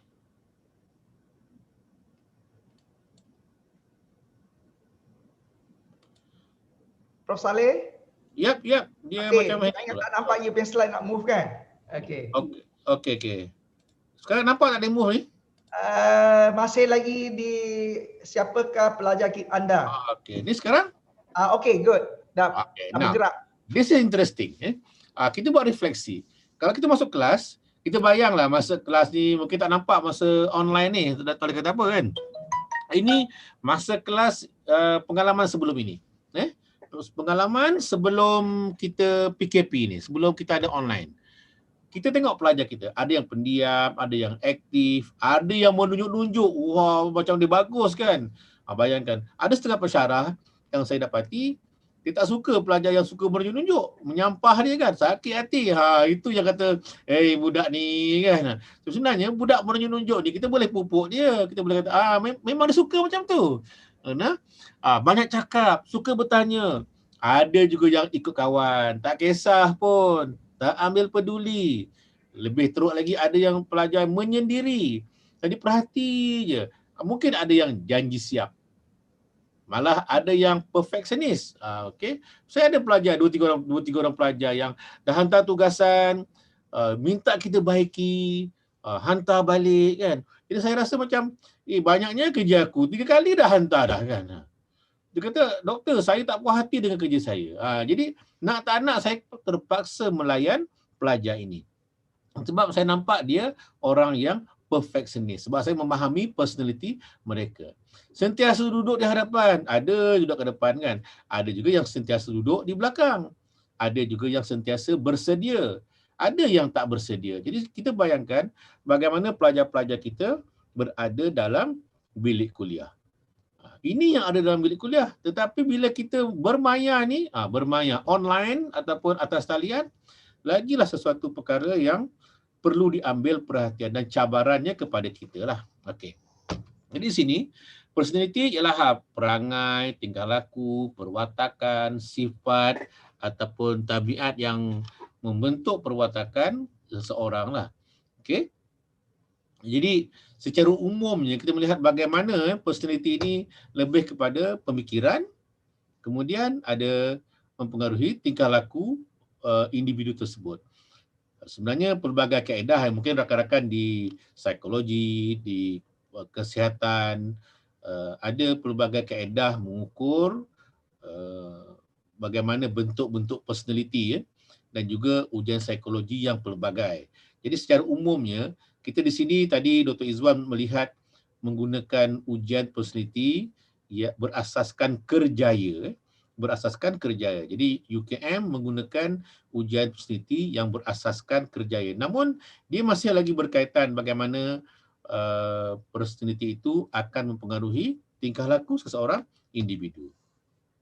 Jadi secara umumnya kita lihat manusia ni ada dua ya. Ini in general lah, banyak school of thought Tapi kalau kita melihat secara umumnya ada yang extrovert, ada yang introvert. Itu manusia, tak boleh nak lari dah. Di mana orang-orang yang extrovert, tadi pun Dr. Izwan ada sebut tadi, orang-orang extrovert ini menonjolkan diri, suka ramai-ramai, meluahkan perasaan, mudah menjadi ketua, yakin menyatakan pendapat walaupun tak semestinya betul. Kadang-kadang sebab tu ada pelajar yang dia confident je. Kadang kita pula menyampahkan. Kan imagine kalau ada budak yang saya prof, saya dok kan. Akhirnya asasi kau je kan. Oleh kerana kita tak memahami manusia, maka kita pun akan marah kepada pelajar itu. Berbanding orang yang introvert. Dia pendiam, dia sendirian, memendam rasa, menjadi pengikut, berhati-hati bila menyatakan sesuatu. Inilah yang diutarakan oleh Dr. Izwan sebelum tadi di mana manusia secara umumnya dia ada dua kontinem ini. Kalau kita nak cerita panjang memanglah ada pelbagai lagi kalau kita melihat pada MBTI, Myers-Briggs, apa lagi 16PF sebagainya kan. Jadi ada kepelbagaian. Cuma kita secara umum ini memang yang general Okay. Ini Holland yang Holland sebut tadi Rizwan, saya cuma nak sedikit saja di mana ada personality realistic, investigative, artistic, social, enterprising dan conventional. Okey. Di mana individu-individu yang mempunyai personality ini dia melihat kepada aspek yang dominan di mana UKM menggunakan ujian personality berasaskan kerjaya dan seperti yang disebut tadi kita melihat aspek yang dominan. Tetapi dia kena ingat tidak ada personality yang dikatakan salah atau terbaik. Dia tak boleh kata realistik lebih bagus daripada investigatif ataupun sosial. Tidak ada. Jangan kata engkau ni personality tak bagus lah. sebenarnya personality itu adalah perwatakan atau pembawakan yang boleh kita kata dia semula jadi dah. Okey, dan peranan kita ialah untuk adjust bagaimana nak deal dengan pelajar-pelajar yang mempunyai personality yang pelbagai. Dan of course kita boleh ada orang kata boleh ubah ke, tidak ke kan. Of course dia boleh ubah sedikit lah, maknanya corak-corak perwatakan itu. Kalau dia pendiam, kita boleh ajar dia boleh bercakap sebagainya kan. Okey. Semua orang ada kekuatan dan kelemahan bergantung pada keselarasan kerjaya. Boleh wujud hubungan, perlu melihat mana yang lebih dominan. Seperti mana disebut Dr. Iqbal tadi. Dr. Chang, boleh bagi saya 3 minit lagi? 3 minit boleh? 3 minit. Okey, 3 minit lagi ya. Sebab pada lain tadi gangguan emosi kan. Saya minta lagi 3 minit lagi. Okey. Boleh lebih sikit Okey. masa tu tak apa. So in general, okey. Ini yang ulang kaji sedikit. Yang mana orang realistik, dia tak sosial, berterus terang, ada keras kepala, tak fleksibel, dia tekun, praktikal, pemalu, sebagainya lah. Okay. Kemudian investigatif, orang yang berhati-hati, pasif, tak popular, okay. Artistik, tak teratur, emosional, tidak ikut perintah, tidak praktikal, dia berdikari. Ini dah Dr. Iqbal sebut tadi. Saya cuma nak mengaitkan dengan bagaimana proses pengajaran nanti. Sosial, peramah, mesra, murah hati, sedia membantu, penyabar, sebagainya kan. Jadi suka bekerjasama dan dengan membantu mereka kan, mampu berkomunikasi dengan baik dan juga menyelesaikan masalah melalui perbincangan secara individu atau berkumpulan. Okay. Enterprising pula, dia juga suka meneroka, optimistik, suka menguasai, berkeyakinan, okay. Suka kuasa, status, mentadbir dan kepimpinan yang mengharapkan kepada keuntungan. Okay. Konvensional, dia orang yang teliti, tak fleksibel juga, tekun, praktikal. Ini dah sebut pada Dr. Iqbal tadi. Jadi, kita melihat bahawa personaliti yang pelbagai memerlukan kaedah pengajaran yang pelbagai juga. Jadi namun demikian, tak bermaknalah pensyarah ni perlu memberi tumpuan kepada setiap individu dengan kaedah yang berbeza-beza. Kita bantu pelajar belajar dalam keadaan yang lebih selesa. Sebab kita melihat pelajar ni, dia ada cara-cara belajar yang kita rasa suka kepada visual, auditory, reading and writing and kinesthetic. Secara umumnya, kalau kita lihat orang belajar secara pemerhatian ni, dia suka guna grafik, guna image kan. Maknanya kalau kita gunakan banyak grafik di image, dia lebih mudah, lebih selesa dia untuk belajar. Dan juga ada pelajar yang suka mendengar sarahan perbincangan. Jadi, kadang-kadang kita lihat ada pelajar yang masuk dewan kuliah, dia rasa wow, okey kan. Tapi kalau ada pelajar yang dia kata saya suka dengan cara membaca, dia tak suka mungkin dengan kuliah. Dia lebih suka kepada yang lebih praktikal, perbincangan umpamanya. Okey. Dan kalau yang kinestetik ini, dia suka buat benda-benda hands on. Kalau kita lihat, ada pelajar yang mungkin dia pandai dari segi teori, tapi dari segi makmal dia tak pandai. Mungkin ada pelajar yang dia pandai di makmal, dia teori tak pandai. Jadi kita lihat kepelbagaian pelajar tadi kepada orang-orang yang ekstrovert umpamanya, yang suka keluar, suka membuat perbincangan dengan kumpulan kan. Bila kita bagi tugasan, dia akan seronok dengan tugasan yang diberi. Dia rasa, wow, bagus, hebat, bagaikan. Tetapi kepada pelajar yang lain, dia rasa, apalah kerja kumpulan ni, apalah perbincangan ni kan. Dia rasa macam lemas dengan perbincangan-perbincangan yang diberi. Dia lebih selesa dengan hanya mendengar daripada syarahan ataupun kuliah semata-mata. Okay? Jadi, ada pelajar yang fokus kepada grade, peperiksaan semata-mata. Dia tak suka bincang-bincang. Dia kata pensyarah bagi tahu je lah apa konsep sebagainya kan. Jadi ada orang yang memang masuk kuliah, dia dengar dan dia bertangkap kan. Dia tak kisah dengan orang lain. Dia tak suka bincang-bincang sebagainya. Jadi kalau you beri aktiviti perbincangan, dia rasa wow, stresnya aku kan. Namun ada juga orang yang suka aktiviti. Lepas tu kita minta dia what has been learned. Dia membuat refleksi. Jadi bila buat refleksi itulah yang dia seronok kan. Jadi berbanding dengan orang-orang yang personality lain tadi, jadi mana kita lihat apa personality mereka Tapi bukan saya kata kita kena ikut semua.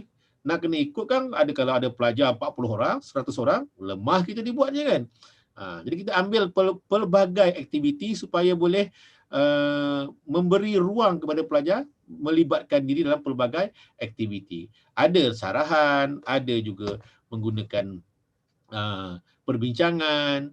Mungkin ada orang buat lawatan ke tempat. Sekarang ni pun penggunaan teknologi 4IR kan. Bila masuk COVID ada Zoom, Teams sebagainya. Tapi kena ingat kita jangan hanya melihat kepada teknologi semata-mata.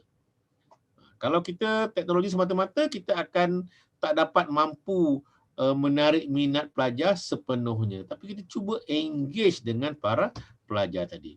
Sebab tu dalam akhirnya kita menggunakan kemahiran sosial tadi kan sebagai satu indikator bagaimana pelajar kita bila dia keluar nanti dia boleh menjadi insan yang berguna kepada masyarakat, kepada diri dia dan keseluruhannya. Kita kata kemahiran insaniah dia tu. Kalau kita gagal menjadikan seorang pelajar yang baik, saya kira walaupun dia dapat skor yang bagus kan, tapi kemahiran sosial tak ada, kemahiran insaniah dia tak cantik, rasa-rasa kita masih gagal menjadi pendidik yang bagus. Jadi kalau pelajar yang kurang aktif tadi tu pendiam, peranan kita lah bagaimana nak membantu pelajar supaya aktif dalam kumpulan, kita bimbing dia dan akhirnya dia akan menjadi pelajar yang cemerlang. Walaupun pada ketika asalnya dia seorang yang pemalu, pendiam dan sebagainya. Sebab dalam dalam pendidikan ni kita kata adalah pakar pendidikan menyatakan bahawa what I hear I forget, what I hear and I see. Saya suka quotation ni. I remember little, akhirnya what I teach to another I master. So bagaimana kita nak pastikan pelajar boleh mengajar rakan-rakan dia kalau dia tidak dibimbing. Kalau dia seorang yang pendiam umpamanya, dia tak akan sampai kepada kemampuan untuk dia mengajar orang lain. Okey Dr. Chang, saya rasa itu sahaja yang saya boleh kongsi dalam masa yang terhad ini. Okey, terima kasih. Saya minta maaf Dr. Prof Saleh ni yang saya kena hadkan masa sebab apa saya tahu kalau kena 1 jam nanti. Faham. Okey. So walaupun apa saya ingat dalam masa yang saya bagi itu yang agak padat dan singkat, sampai jugalah mesej daripada Prof Saleh kepada rakan-rakan. Dan saya rasa ni saya sangat-sangat menghargailah di mana Dr. Izzuan tu telah berkongsi dengan kita apakah yang kita cuba nak sampaikan, iaitu adalah profil kerjaya yang telah kita laksanakan kepada pelajar prasiswaza je buat masa ni. Kita cuba akan kembangkan nanti kalau katakan diberikan peluang. Dan saya rasa juga sangat menghargailah bagi semua rakan-rakan ni di mana Prof Saleh juga berkongsi dengan kita ni bagaimana kita boleh menggunakan inovasi ini demi kebaikan untuk dalam pengajaran kita, walaupun kita faham dalam keadaan yang sungguh mencabar dalam situasi COVID ini. So saya ingat saya nak baca sebab apa Prof Khairia ni dah lama dia dah postkan soalan ni. Boleh. Pukul 10.30 lagi. So saya ingat semasa Dr. Izzuan tu tanya sampaikan dia punya pembentangan tu. So bolehkah Dr. Izzuan saya ingat bagi peluang kepada anda untuk jawab bagaimana membantu pelajar introvert oleh pensyarah mentor yang juga introvert. Silakan Dr. Izzuan. Okey, Dr. Chang, terima kasih Dr. Chang. Sebenarnya soalan ini ada kaitan juga dengan soalan daripada Nasharuddin ni. Yes. Sebab itu untuk di peringkat pensyarah juga kita akan laksanakan penilaian kendiri itu di bawah BSM. Saya juga ada terlibat sikit lah, nanti itu saya akan share kemudian. Tapi bila kita cakap tentang introvert dengan introvert ni, pensyarah kalau kita lihat ni dia punya key ataupun business dia, satunya adalah interaction dengan manusia. Bila interaction dengan manusia, pensyarah perlu mempunyai personality extrovert. Sama ada dia tak ekstrim extrovert ataupun dia kena seimbang antara extrovert dengan introvert. Contoh kalau pensyarah di fakulti engineering, dia kena ada social, at the same time dia juga kena ada Dr. Chang boleh dengar suara saya tak? Boleh dengar. Okey. Perfect. Saya nak respon yang Prof Bariah tadi. Sekejap saya punya slide. Okey, alright. Pertamanya, bila kita sebut introvert ataupun extrovert ni adalah dua personality yang agak berbeza bagi setiap orang. Jadi kalau kita sebagai pensyarah, pertamanya pensyarah tu kena tingkatkan introvert dia ke extrovert. Kerana sebagai pensyarah, salah satu daripada function kita adalah teaching. Bila sebut teaching, pengajaran, semestinya mempunyai personality yang extrovert. Keupayaan kita menyampaikan, bukan sekadar menyampaikan tu dari sudut komunikasi yang kita gunakan, tetapi kita akan rasa kepuasan bila kita dapat menyampaikan dengan baik. That's an extrovert punya person. Jadi bila pensyarah extrovert, dia dapat bantu pelajar yang introvert tadi. Tapi kalau pensyarah juga dia mempunyai ciri introvert yang terlalu tinggi, maka apa yang perlu kita lakukan sebagai seorang pensyarah adalah kita kena tingkatkan kemahiran kita. Sebab personality ni dia tidak bersifat statik. Dia adalah dynamic. Bila dynamic maksudnya, pertama kita kena identify apakah pekerjaan kita. Dan pekerjaan kita itu memerlukan kita berinteraksi dengan manusia. Bila berinteraksi dengan manusia, secara tak langsung kita kena polish kita punya kemahiran-kemahiran, khususnya kemahiran yang diperlukan dalam berkomunikasi dengan orang lain. Salah satunya teaching. Yang kedua kita lihat sebagai seorang pensyarah adalah research. Kan? Bila research, kita bercakap tentang research, maka personality yang kedua yang perlu ada pada pensyarah adalah investigative. Tadi social, investigative. Mungkin kalau kita tengok yang ketiga based on bidang dia. Kalau dia bidang di engineering, dia realistik lah. Combination code yang perlu ada pada pensyarah adalah social, investigative dan juga realistik kalau bidang engineering. Kalau kita kata bidang seperti pendidikan, of course dia punya sosial dia kena tinggi lah. Itu salah satu daripada cara. Dr. Chang, itu yang saya respon saya tentang. Sebelum Dr. Izwan undur ni, kebetulan tu ada satu soalan singkat aja. You boleh jawab. Saya ingat sebelum nanti itu kan Prof. Saleh tu boleh get ready. Iaitu dia tanya, ada seorang lah pensyarah kita tanya, bagaimana pensyarah boleh akses sistem profil kerjaya tu? Singkat aja, boleh bagi tahu bagaimana? Okey, bagaimana pensyarah boleh akses ni, macam saya sebutkan tadi pada sekarang minggu ke-6. Sepatutnya minggu ke-5 tu kita dah siap dah dalam sistem maklumat pelajar. Maksudnya setiap pensyarah dia boleh akses dalam sistem maklumat pelajar. Dia ada satu button. Tapi sebabkan beberapa kekangan yang kita hadapi di mana kita perlu menunggu sampai 100% pelajar menjawab dan kita ada 5% lagi. Sekarang ni dalam peringkat PTM nak menyediakan maklumat itu transfer ke sistem maklumat pelajar. Jadi saya jangkakan Dr. Chang, berdasarkan perbincangan kita dengan PTM, kita akan boleh akses selepas minggu ke-8. Maksudnya selepas cuti break semester minggu ke-8, setiap pensyarah dah boleh akses. Maksudnya kalau saya pensyarah bagi satu kursus tu, bila saya masuk dalam SMP pelajar, saya klik di bahagian satu button berkaitan dengan profil kerjaya, maka dia akan keluar semua pelajar yang mendaftar kursus tu je. Jadi saya tak boleh tengok pelajar yang tidak mendaftar kursus saya. Jadi kita maksudnya every semester kita hanya boleh lihat pelajar yang mendaftar kursus kita saja. Jadi itu adalah satu kawalan lah. Tapi kalau di peringkat fakulti level, sebagai dekan, timbalan dekan, maka dia diberi akses untuk melihat keseluruhan pelajar dalam sistem dashboard yang kita sedang bangunkan. Dan di peringkat VC dan juga TNC, dia boleh melihat keseluruhan fakulti yang ada di UKM, termasuklah di institut pelajar-pelajar. Dan kalau kita nak reflect, yang satu lagi soalan Dr. Chang berkaitan dengan adakah sistem profil kerja pelajar ni hanya untuk pelajar siswajah saja? Untuk peringkat 2020 ni memang kita fokus on prasiswajah saja, dan kita telah plan untuk yang akan datang, mungkin next year kita akan dapat juga capture untuk profil bagi siswajah, iaitu mereka yang masters dan juga yang peringkat degree, peringkat PhD.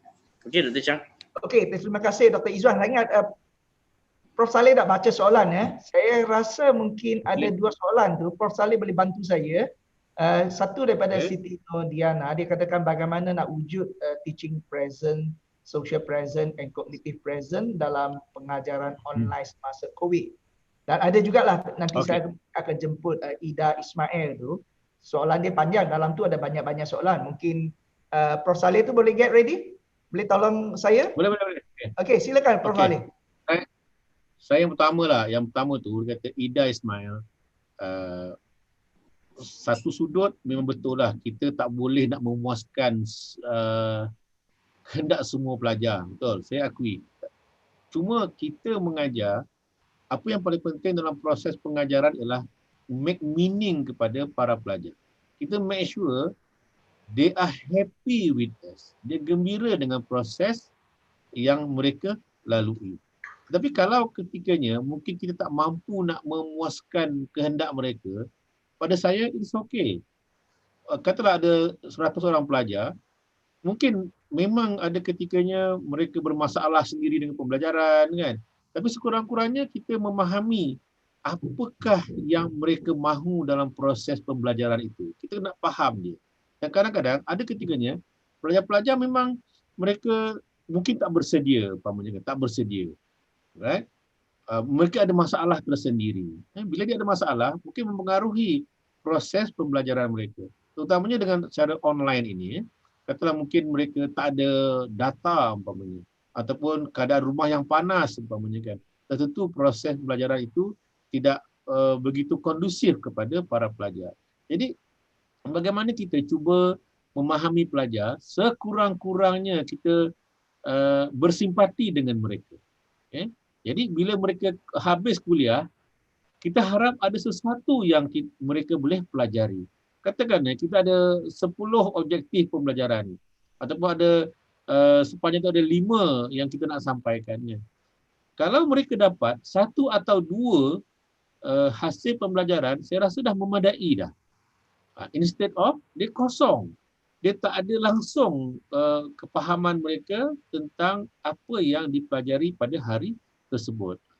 Jadi sekurang-kurangnya kita cuba memberikan yang terbaik kepada para pelajar kita. Namun kalau kita mereka tak dapat apa yang kita kehendaki, saya rasa bukan salah kita lah. Kita telah berusaha dengan sebaiknya untuk menyampaikan dengan cara yang terbaik. Sama ada kita dalam dewan kuliah yang live tadi ataupun secara maya itu. Berkaitan dengan soalan yang tadi tu, bagaimana kita wujudkan teaching present, social present. Ini saya rasa, dan saya cuba buat katalah kuliah saya 3 jam. 3 jam. Kalau kita beri kuliah dalam masa 3 jam, tanpa break kan, ataupun kita ada break, tetapi kita tak cuba engage, tak melibatkan pelajar, ini juga satu yang mungkin menimbulkan ketidakseronokan dalam kalangan pelajar.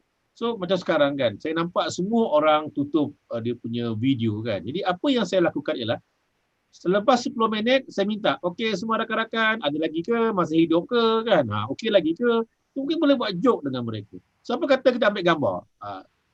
10 minit, kemudian 40 minit later. Kan kita kata, okey ambil gambar, semua buka video. Jadi secara tak langsung, kita bukan nak paksa mereka macam nak menyiasat, mendenda mereka, tapi kita cuba melibatkan mereka. Ataupun selepas 10 minit, kata gunakan chat. Saya nak semua orang chat dalam sini. Cuba berikan 3 faktor. Dia pun tulis seorang satu. Walaupun sama jawapan dia, tak apa. Tapi mereka melibatkan diri dalam proses pembelajaran. Instead of 3 jam kita tu non-stop, tak tanpa henti, pelajar pun stres. So apa yang saya lakukan ialah, saya cuba, dan alhamdulillah rasa memang menjadilah. So the first 5 minit kita cerita tanya khabar kan, semua okey ke, test connection sebagainya kan. Saya minta buka semua semua buka mic, bercakaplah sama-sama kan. Okey, kita chit-chat dahulu kan, jadi semua berdengung sebagainya. Tapi itu menyeronokkan dalam kelas. Sebab dalam kelas biasa pun, the first 5 minit masih lagi papu cerita kosong kan.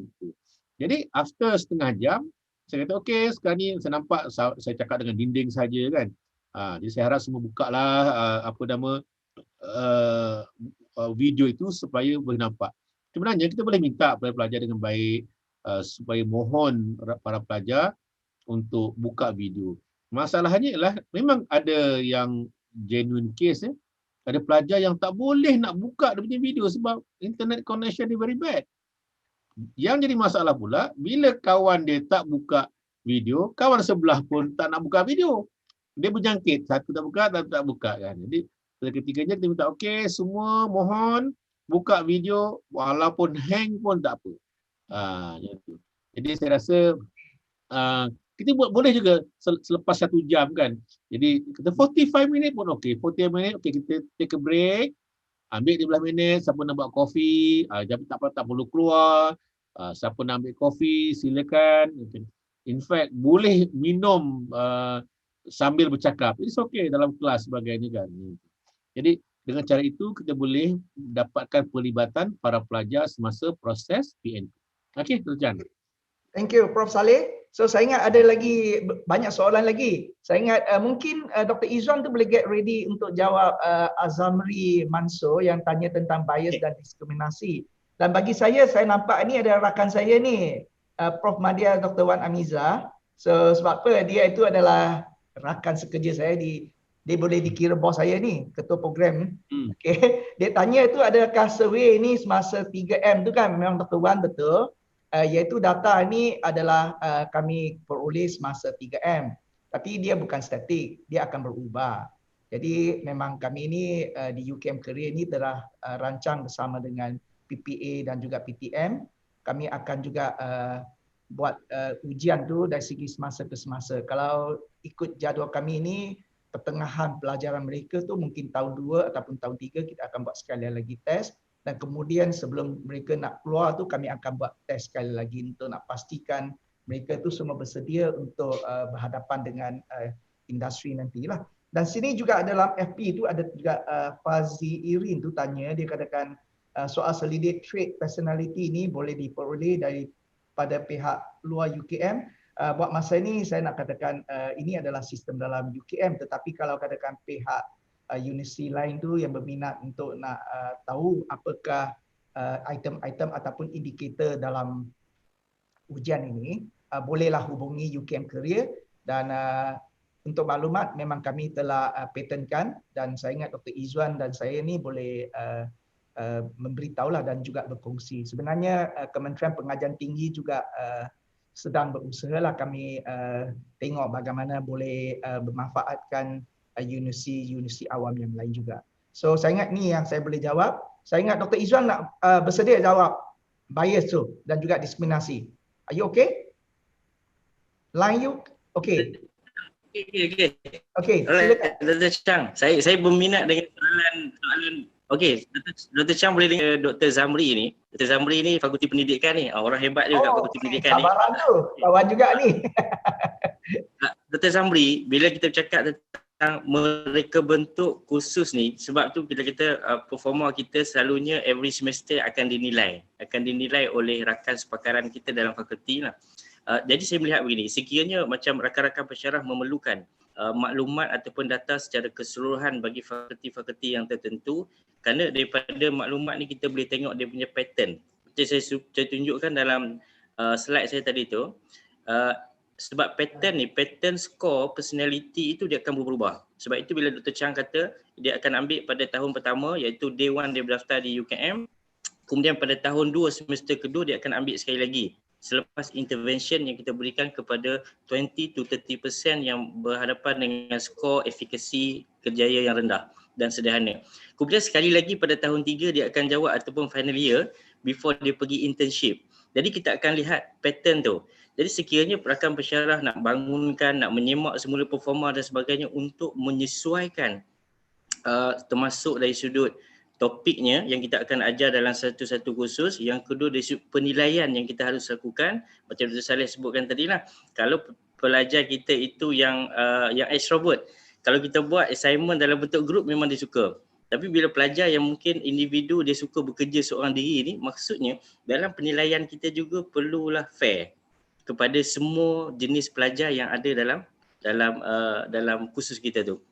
Jadi kalau Dr. Zamri dan juga rakan-rakan memerlukan maklumat dan data yang lengkap itu untuk kita lihat trend ataupun pola personality pelajar-pelajar UKM dan kita boleh zoomkan mengikut fakulti level, dan saya rasa ini akan dapat membantu pensyarah untuk mereka bentuk ataupun menyemak semula ataupun menilai semula kandungan kursus-kursus yang kita ajar. Itu satu daripada yang saya boleh tekankan.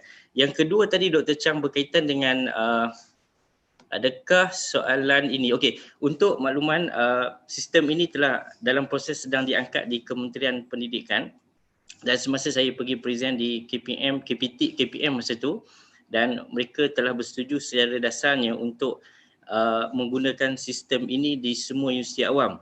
Tapi sampai ke hari ini belum ada lagi kata putus kerana bila kita dah copyright, jadi universiti awam yang lain perlu ada perbincangan dengan UKM lah bagaimana untuk sama ada mereka nak beli ataupun bagaimana, itu belum lagi dibincangkan. Yang lain ada lagi tak soalan Dr. Chang? Yang Okey, saya ingat sementara waktu ni Dr. Izzuan, you hold on dulu. Saya nampak tak tahu siapa user. So mungkin itu yang katakan Prof Saleh tu.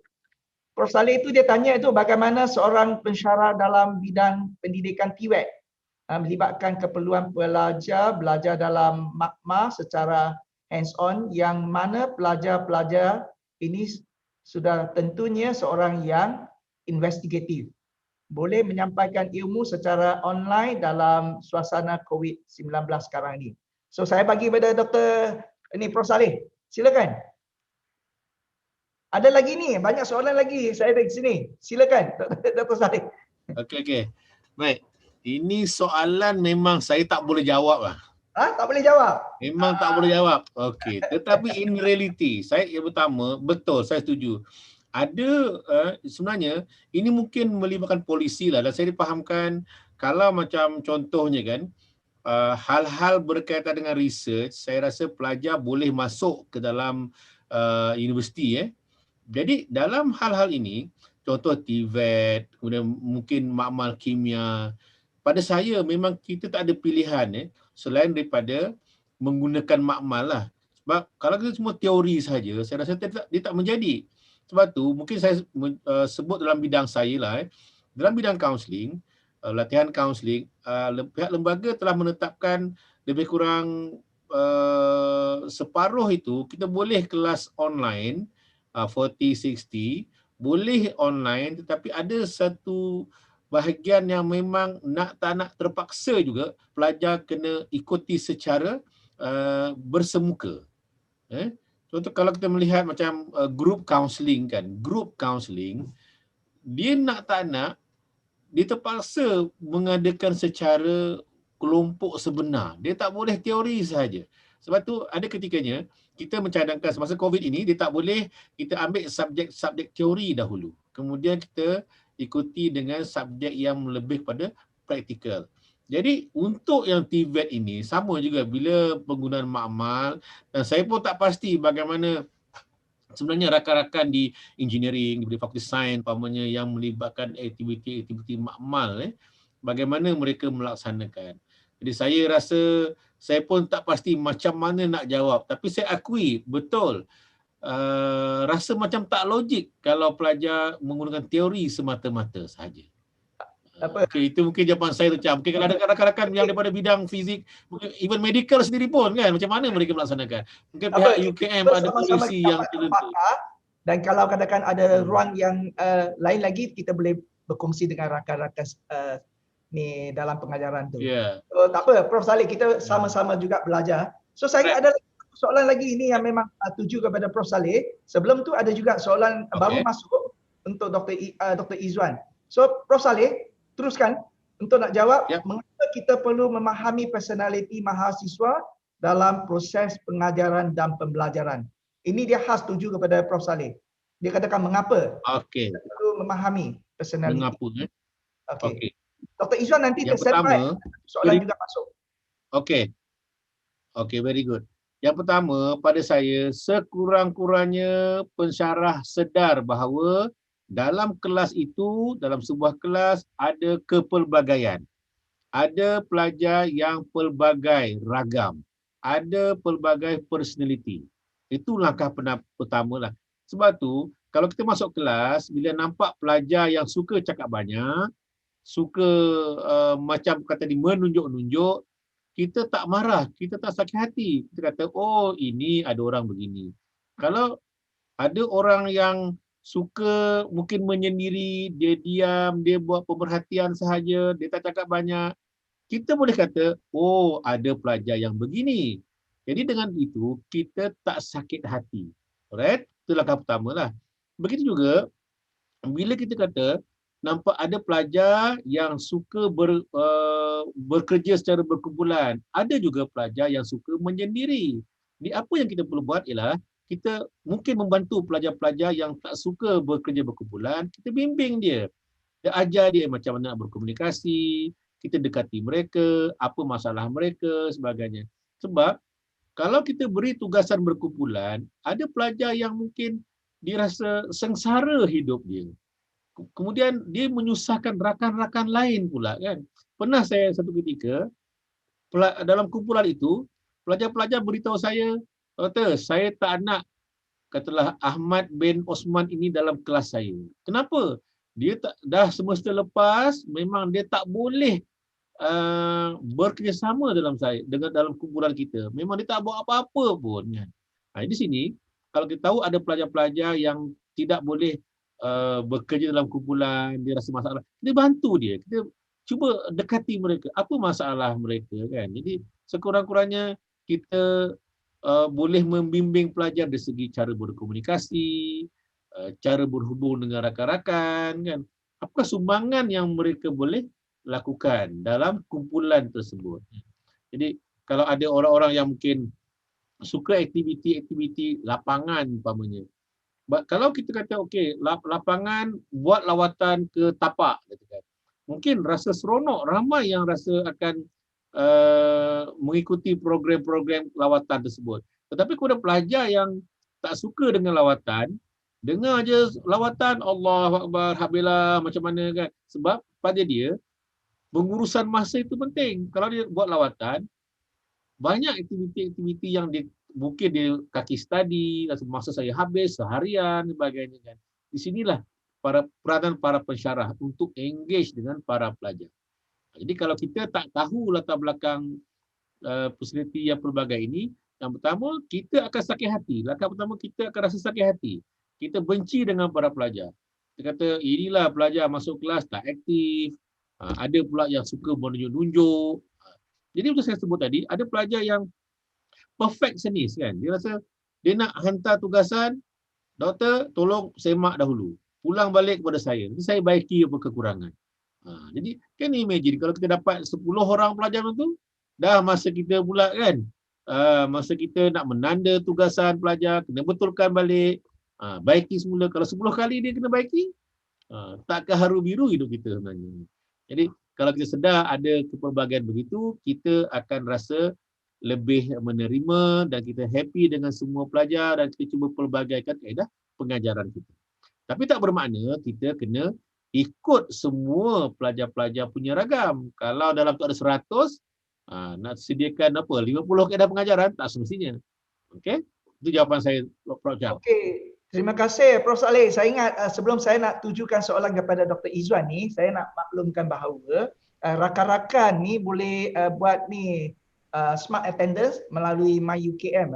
Bukan hanya rakan-rakan dalam pelantar Zoom ni, tetapi juga rakan-rakan di FB Live tu, sebenarnya anda juga boleh buat ni My Attendance dengan scan. So saya ingat saya juga nak ucap terima kasih kepada Prof. Raihana ni, dia bagi kelonggaran lebih masa sedikit untuk kita nak habiskan banyak Q&A ni. So saya ingat Dr. Izzuan ni ada satu soalan lagi, jangan lari. Soalan dia adalah, adakah trait personality pelajar boleh digunakan untuk menjalankan program mentoring di fakulti? Okey, dan bagaimana itu? Boleh bagi tahu sikit lagi? Okey, terima kasih Dr. Chang, Dr. Saleh dan juga rakan-rakan pensyarah. Baik, sangat boleh. Sebab itu kita kata dalam sistem maklumat pelajar tu ada satu button lagi yang dulu, yang dah lama dah dibuat, iaitu mentor. Mentor maksudnya dalam tu, bila pensyarah buka kat situ, dia ada senarai nama pelajar yang telah di-assign kepada seorang pensyarah. Mungkin 3 orang atau 4 orang, tu bergantung pada fakulti lah. Cuma setakat pengalaman saya bila saya berkongsi dengan fakulti-fakulti, ada program mentoring yang telah dilakukan, tapi ada yang berbentuk yang unstructured ataupun semi-structured. Jadi setakat ni saya belum jumpa lagi program mentoring yang betul-betul berstruktur, di mana kita gunakan baseline data daripada awal semester itu sampailah final year, dan mentor itu ataupun pensyarah akan melaksanakan mentoring program kepada pelajar yang telah di-assign itu daripada semester pertama sampai semester terakhir. Jawapannya boleh. Jawapannya boleh. Untuk di peringkat Fakulti Pendidikan, saya, Dr. Saleh dan juga tim kaunseling telah dan sedang menyiapkan satu modul berkaitan dengan mentoring program. Cuma saya nak kaitkan bahawa maklumat profil kejayaan ini boleh digunakan oleh pensyarah ataupun fakulti dalam melaksanakan program mentoring. Bukan sekadar kita dapat data daripada tahun pertama saja, seperti yang saya sebutkan tadi lah. Pada tahun kedua ni, maksudnya pelajar yang telah jawab pada tahun lepas, iaitu sekarang mereka berada di tahun 2 pengajian. Mereka akan jawab semula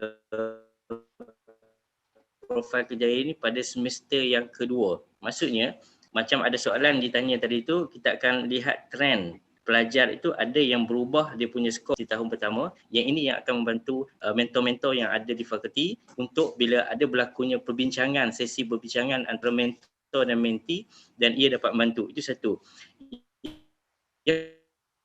Yang kedua, saya lihat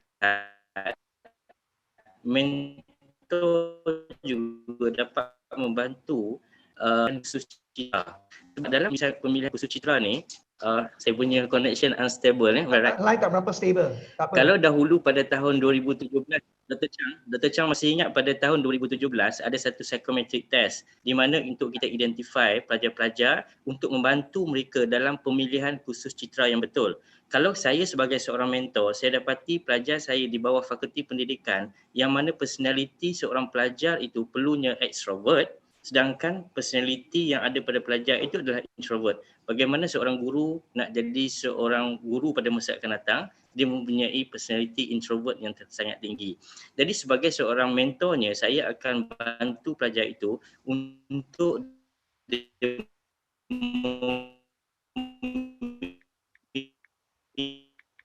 Izzuan line sikit lagi. Khusus citra bagi meningkatkan kalau dia tidak pandai berkomunikasi di dalam kelas, maka sebagai mentor akan push dia, minta dia ambil kursus-kursus citra yang bersesuaian. Contohnya kemahiran komunikasi contohnya, kemahiran mengurus konflik contohnya. Jadi ini yang penting. Kadang-kadang pelajar dia memilih kursus citra itu untuk senang lulus, tapi sebenarnya asas penubuhan kursus citra itu adalah untuk bantu meningkatkan especially yang berkaitan dengan soft skill pelajar. Jadi yang ini saya nampak bahawa mentoring bukan sekadar daripada bantu dari sudut emosi pelajar, bantu dari sudut akademik pelajar, bantu dari sudut penyesuaian pelajar, tapi pada masa yang sama dia akan complement kepada kursus-kursus yang pelajar ambil di fakulti dan saya nampak adalah kursus-kursus yang berkaitan dengan kursus citra. Ini adalah pelengkap. Jadi itu Dr. Chang untuk jawapannya, harapnya dapat menjawablah. Ya, tepat. Okey, saya ingat ada lagi satu soalan lagi Prof Saleh. Jangan lari. Saya nampak dia sebenarnya ada satu soalan yang sangat pertinent. Saya juga nak ucap terima kasih lah. Sambil ni ada juga rakan-rakan kalau belum lagi ambil attendance, jangan lupa untuk nak scan. Dan saya nampak juga rakan-rakan tu nak scan pun masih setia bersama dengan kita. Dalam kita punya Zoom ni ada hampir 90 orang. Dan kalau campur dengan FB Live ni, melebihi 100 orang tu masih lagi. Walaupun tak melebihi masa sikit. Bagi lagi satu soalan lagi sebelum kita nak tamat tu. Prof Saleh, ni satu soalan tu saya rasa boleh memanfaatkan rakan-rakan kita juga. Dia katakan soalan dia adalah apakah strategi yang boleh dijalankan bagi meningkatkan motivasi pengajaran atas talian ataupun dalam talian ni. Soalan dia. Saya rasa itu soalan yang bagus lah. Jadi kita nak motivate pelajar. Yang pertama pada saya, yang pertama kita kena tadi mengenali pelajar kita lah. Siapakah pelajar-pelajar kita? Kita ada inisiatif, tengok dulu. Walaupun kita tak tahu personality mereka bagaimana kan. Tapi kita tengok berapa ramai lelaki, berapa ramai perempuan, daripada negeri mana mereka, tahun berapa. Itu kita kena kenal pelajar kita. Kita boleh ambil dalam SMP web kan, tengok je. Jadi kalau kita tak ada rasa nak tahu siapa pelajar kita, jadi kita rasa macam tak ada rasa nak masuk kelas tu bukan sesuatu yang menyeronokkan lah. Kita rasa kita bersedia dengan berhadapan dengan para pelajar kita. Itu langkah pertama. Yang kedua, nak meningkatkan motivasi, macam saya sebut tadi, bila kita masuk kelas, kita tanya khabar pelajar, okey ke, ada masalah apa-apa ke, ataupun kita sebelum mulakan pengajaran, biasa saya kata okey, dalam chat tu cuba berikan perasaan anda hari ini, motivate mereka, your feeling, feeling word dalam chatting. Sebelum mula kelas, okay, katakan petang ni, okay, Assalamualaikum, selamat petang. Sebelum mula kelas, saya nak tahu your feeling hari ni. Kan, itulah saya rasa seronok, gembira, saya stres, sebagainya. Kan. So itu dalam proses pengajaran. Ketiganya dalam proses penyediaan bahan-bahan pengajaran kita lah. So kadang-kadang PowerPoint kita, mungkin kena lebih interaktif PowerPoint. Kita boleh keluar masuk. Maksud saya, jangan hanya PowerPoint semata-mata. Kita letak PowerPoint, kemudian kita letak off-kan PowerPoint, kita masuk kelas balik, kita berkomunikasi dengan para pelajar. Kita harapkan boleh motivasikan para pelajar lah. Kemudian dan yang seterusnya kita cuba masa tu. Kita mungkin masa lama, tetapi pelbagai aktiviti. Sebenarnya boleh juga aktiviti-aktiviti yang kita jalankan dalam proses pengajaran secara online ini. Seperti mana kita minta chat. Kita mungkin kata menceritakan ada 5 faktor untuk meningkatkan jangka hayat manusia, umpamanya kan 5 faktor. Kita dah ada bahan-bahan kita dah. Tetapi kita mungkin boleh minta juga para pelajar untuk menyenaraikan. Kemudian kita stop sekejap, kita boleh ulas daripada senarai yang diberikan oleh para pelajar.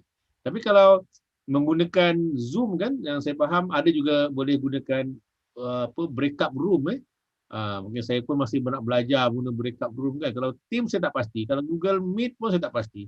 Tapi kalau yang Zoom tu ada kaedah apa nama tadi tu? Breakup room.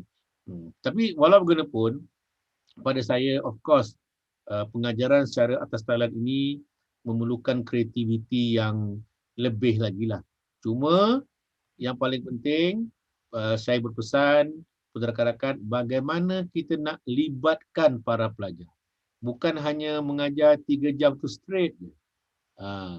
Kita cuba, tadi saya kata buka video, kadang-kadang kita boleh chat dengan mereka, take 5, boleh berhenti sekejap, after 45 minit berhenti, buat kopi, kena sambung lagi. Jadi kita pun tak stres mengajar sebenarnya. Yang penting kalau kita pun stres mengajar, lagi haru biru lah. Itu Prof. Chang. Ya, okay. So thank you Prof. Saleh. Ingat memang sangat penting bagi kita yang mesti enjoy lah sambil kita nak banyak lagi soalan nak masuk. Okay, so saya ingat saya ni nak baca daripada FB Live tu. Saya ingat mungkin Dr. Izzuan tu get ready. Ada tanya ada tak tata cara atau pembinaan modul tentang kelas dalam talian ini, doktor dia tanya. Okey, ada satu lagi ni yang kadang-kadang mungkin rakan kita ni di institut. Dia kadang-kadang dia tak ada sistem pelajar dan kami tiada sesi mentor-mentee. Buat masa ni memang tak ada lagi disebabkan kita hanya tumpu kepada prasiswaza seperti mana yang kita berkongsi tadi. Kita akan kembangkan ke pasar siswaza dan saya percayalah PPA dan juga pengajaran dan juga ni autoriti kita ni akan memaklumkan kepada pensyarah ataupun mungkin fellow-fellow institut tu dari segi semasa ke semasa tentang penggunaan inovasi kita lah yang milik UKM, iaitu saya ingat Dr. Izzuan tu mungkin nak tanya dan satu lagi ni mungkin Prof. Saleh boleh tolong saya user tu. Dia tanya soalan tu mungkin labeling tu kan. Mungkin Prof. Saleh boleh tanya. Ya, betul. Padatkan dia. Macam saya rasa wajib dijawab tu. Wajib dijawab tu. You nak jawab dulu ke bagi Dr. Izzuan jawab dulu? Bagi Izzuan lah. Okey, Dr. Izzuan jawab dulu. Dr. Izzuan. Okey, Dr. Chang, thank you. Daripada Nur Hidayah kan. Nur Hidayah ada tanya satu soalan berkaitan dengan ada tak tata cara atau pembinaan modul tentang kelas dalam talian. Okey, baik. Saya ada format berkaitan bagaimana proses nak membina modul tu. Cuma bila kita sebut secara atas talian ni, maka kita kena adapt sikit. Macam Dr. Saleh kata tadi tu, kita kena adapt sikit. Maksudnya keperluan bagi setiap kursus tu kita kena lihat. Maybe ada gaming, ada game kita buatnya, kemudian ada role playnya, kemudian ada rehatnya. Saya rasa Dr. Saleh yang meningkatkan motivasi sekarang juga adalah eating together. Kita break 10 minit untuk makan bersama. Maksudnya walaupun kita kata makan tu tak ada kita sentuh secara fizikal, tapi setiap daripada pelajar itu mungkin boleh kita break 10 minit and then masa the break tu jangan off video tu. Kita boleh tengok masing-masing. dan kita boleh share you makan apa, I makan apa kan. Jadi secara tak Boleh. langsung saya rasa dia akan narrow the gap. Secara tak langsung dia akan narrow the gap supaya relationship pelajar dengan pensyarah tu akan lagi lebih dekat. Jadi saya rasa itu salah satu cara lah. Tapi untuk format modul tu saya boleh berkongsi, nanti boleh email saya boleh share format pembinaan modul. Cumanya bila kita nak buat secara virtual, kita kena adapt sikit. Macam saya kata adapt tadi, kena masuk elemen-elemen yang teknologi itulah. Bagaimana kita nak gunakan unsur teknologi itu untuk mempermudahkan kita facilitate teaching and learning yang kita laksanakan. Kalau kita kata 3 jam tu, mungkin kita kena buat break-break lah. Ada yang dalam bentuk kita deliver secara one off je, maksudnya kita sampaikan. Yang kedua mungkin ada interaction. Yang tiga mungkin ada activity game. Dan saya rasa Dr. Saleh, dalam peringkat awal teaching and learning ni, pada pandangan saya yang paling penting adalah nak dapatkan trust antara kita dengan pelajar dan pelajar dengan kita. Tapi nak dapatkan trust ni kena ada bina hubungan dengan baik. Maksudnya kena ada sikit ice breaking kita buat every 3 jam tu. Contohnya kita mungkin awal kita mulakan dengan sedikit ice breaking, kemudian di pertengahan sikit ada ice breaking, ada energizer sikit, and then di hujung ada energizer sikit. Maksudnya aktiviti kita tu sentiasa motivate, bukan sekadar motivate pelajar, motivate kita juga. Kalau tak kita rasa 3 jam duduk depan skrin ni, kadang-kadang tu kita rasa penat. Jadi saya rasa mungkin kita juga kena lihat benda tu. Tapi yang soalan daripada Nurul Hidayah tu saya rasa saya boleh share dan kita boleh bincang lanjut lah macam mana kita nak adapt modul itu supaya dia lebih sifatnya interaktif walaupun secara virtual. Okay, thank you Dr. Izwan. Saya ingat Prof. Saleh tu nak jawab user tu, dan sambil tu saya ingat ada juga cadangan daripada Dr. Azamri Mansur daripada FPEN. Dia katakan kalau guna Google Slide untuk kuliah online, untuk engage dengan student boleh guna Peer Deck add-on untuk Google Slide dan untuk buat pull dan engage dengan student tanpa lari keluar dari slide. So saya ingat ni satu cadangan yang baiklah. So okay, saya ingat last kali biar Prof. Saleh jawab sebelum kita nak sampai ke pukul 12 ni. Kalau tidak nanti dah makin lama makin ramai dah keluar daripada kita punya Zoom ni. Silakan Prof. Saleh. Okay. Maksudnya user ni, saya rasa ada kebenaran jugalah. Bila kita kenal pelajar, mungkin akan ada labeling. Ini sebenarnya perlukan latihan lah. Sebagai seorang pensyarah, sebagai seorang ahli akademik, labeling ini sesuatu yang berbentuk negatif lah. Sepatutnya tak wajar lah. Tapi mungkin ada berlaku oleh kerana mungkin kita tidak ada kemahiran, yang mungkin kita belum belajar lagi teaching and learning kan. Secara umumnya kalau dalam proses pengajaran pembelajaran, kita sebagai seorang guru, kalau dalam Islam tu dipanggil murabbi. Kalau kita jadi seorang guru, kita memang wajib lah untuk menerima tu tanpa syarat. Siapa saja pelajar kita cuba menerima mereka seadanya, tanpa melabel. Contoh kat dalam kelas kita, ada pelajar India, ada pelajar Cina, ada pelajar Melayu, kan. Mungkin kalau kita tak memahami aspek pembelajaran, tak belajar psikologi pembelajaran, kita akan cuba melabel. Kita dah buat blog dah. Ini suatu yang negatif lah sebagainya. Jadi sebagai seorang guru yang bagus, kita sepatutnya tidak ada pun isu bias, isu prejudice itu. Kalau ada sebenarnya itu dalam diri masing-masing lah.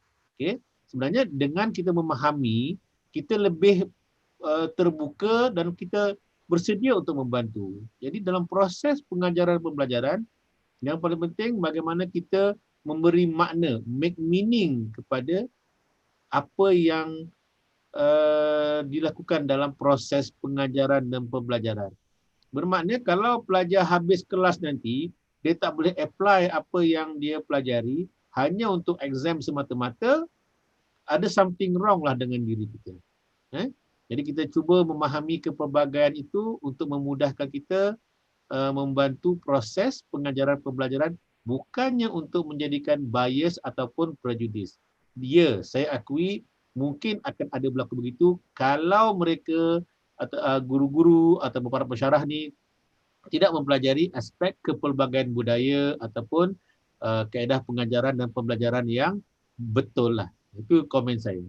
Okey, terima kasih Prof. Saleh. Saya ingat saya cuba tak mau nak terlepas soalan-soalan yang disampaikan oleh rakan-rakan kita. Kalau katakan terlepas, saya minta maaf lah. Disebabkan masa pun tak berapa mengizinkan. Mungkin Prof. Saleh dan juga ni Dr. Izzuan tu, sebenarnya Dr. Izzuan ada request daripada Fazila Idris. Dia minta mohon Dr. Izzuan share dengan kami juga ya. Okey, sila get ready, jangan lupa tu. So saya ingat bagi Prof. Saleh dan juga Dr. Izzuan tu nanti bagi you 1 minit untuk nak wrap up keseluruhan. Sambil itu saya nak ucap terima kasih lah juga ramai orang dia sebenarnya membantu kita. Kalau katakan orang yang pertama tu saya nak merakamkan penghargaan kepada semua TNC kita ni, khasnya kepada TNC ANA, Prof. Datuk Mazuki. Lama lagi lah memang beliau membantu kita dengan dashboard dan juga dengan career profiling dan sebagainya, sehinggalah kita dapat juga bantuan daripada PPA untuk memasukkan dalam sistem sekarang ni. Dan ini adalah satu usaha dah lama kita cuba memulakan sejak 2018, 2019 dan 2020 sampai sekarang ni lah yang kita katakan dengan sepenuhnya. Dan juga tidak terlupa juga PTM ni banyak membantu juga disebabkan mereka lah yang juga dapatkan data ni untuk nak masuk dalam dashboard. Saya ingat lagi tu hari tu berbincang dengan Cik Sri Manja tu, yang kita katakan data tu nak get out from here. Banyak juga teknikal tu, keadaan teknikal tu bukan senang bagi kami untuk nak menangani ialah. Kalau tanpa mereka tu memang tak boleh lah yang kami buatkan satu sistem yang memang ramai juga daripada luar sebenarnya nak mula tanya dengan kita lah apakah kegunaan dia. Walaupun kita tahu juga mungkin ada dari segi teknikal yang katakan ada bias ke apa dan sebagainya. Itulah yang kami gunakan platform ni sama-sama berkongsi dengan rakan-rakan. Dan dengan ini juga saya nak rakamkan penghargaan lah setinggi-tingginya kepada Prof. Kama, pengarah pengajaran UKM, dan tak terlupa juga ni timbalan beliau iaitu Prof. Raihana. Dalam yang katakan webinar ni, Prof. Raihana lah yang banyak membantu kami. Dan juga sehinggalah kami dapat juga staff-staff daripada pengajaran iaitu Cik Zulkarnain. Cik Zulkarnain itu memang dalam sistem, dan juga Faridawati Puan Faridawati juga banyak berusaha.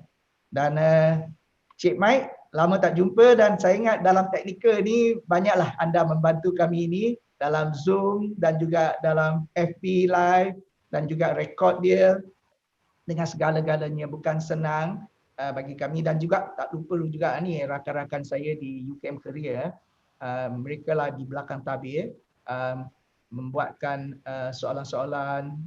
Saya ingat tak payah nak sebut nama lah. Okey, di sini saya ingat Dr. Izzuan tu dengan satu pasukan memang membantu kita sediakan yang katakan career profiling ni, ataupun sekarang ni kita nak brandkan dia sebagai My Career, yang juga banyak kegunaan dia untuk kita dalam pengajaran dan pembelajaran dan juga dalam mentoring. Sebenarnya juga kami akan juga bekerjasama dengan SESMAD yang katakan nak mengenal pasti, yang katakan ada kecenderungan untuk keusahawanan dan sebagainya. So banyak lagi benda yang kita boleh buat, dan saya ingat tak bolehlah yang saya nak banyak nak cakap di sini. Saya ingat lebih penting tu kita semua sama-sama dapat manfaat lah. Sekiranya kalau katakan ada kekurangan, contoh dia saya terlepas soalan ataupun yang dari segi masalah teknikal, apa-apa saja, kalau katakan kesilapan tu saya mohon maaf lah. Dan kalau katakan dari segi yang baik itu memang kami kena menghargai orang seperti mana yang saya sebut tadi itu, Prof. Datuk Mazuki, Prof. Kama, Prof. Raihana, Cik Zulkarnain, Cik Mike, dan juga ni Puan Faridawati. Okey, so saya ingat saya nak bagi peluang kepada Prof. Saleh dan juga Dr. Izzuan untuk nak buat wrap up tu. So saya bagi kepada Dr. Izzuan dulu. Okey. Alright. Dr. Chang, Dr. Saleh, sebagai menghormati guru saya ni kan, bos-bos saya ni, saya cakap tak banyak sikit je kan. Okey, pertamanya saya, UKM Career telah sediakan maklumat ini dan profil kerja itu dah ada hampir 100%. Jadi tanpa pelibatan para pensyarah, maksudnya jom sama-sama kita gunakan maklumat daripada profil kerjaya ini untuk membantu para pelajar kita dan mempermudahkan tujuan kita untuk mengajar. Itu satu. Tanpa daripada data ini, maksudnya kalau data ni kita ambil tanpa kita buat sesuatu, saya rasa dia tidak memberi sebarang makna. Bila dia tidak memberi sebarang makna, jadi nothing lah, tak ada apa-apa yang kita boleh gunakan. Jadi saya merasakan dengan adanya maklumat awal ini, jadi kita gunakan dalam proses teaching and learning kita, dan ada juga kita gunakan dalam program mentoring dan juga dalam usaha kita untuk meningkatkan proses penyeliaan.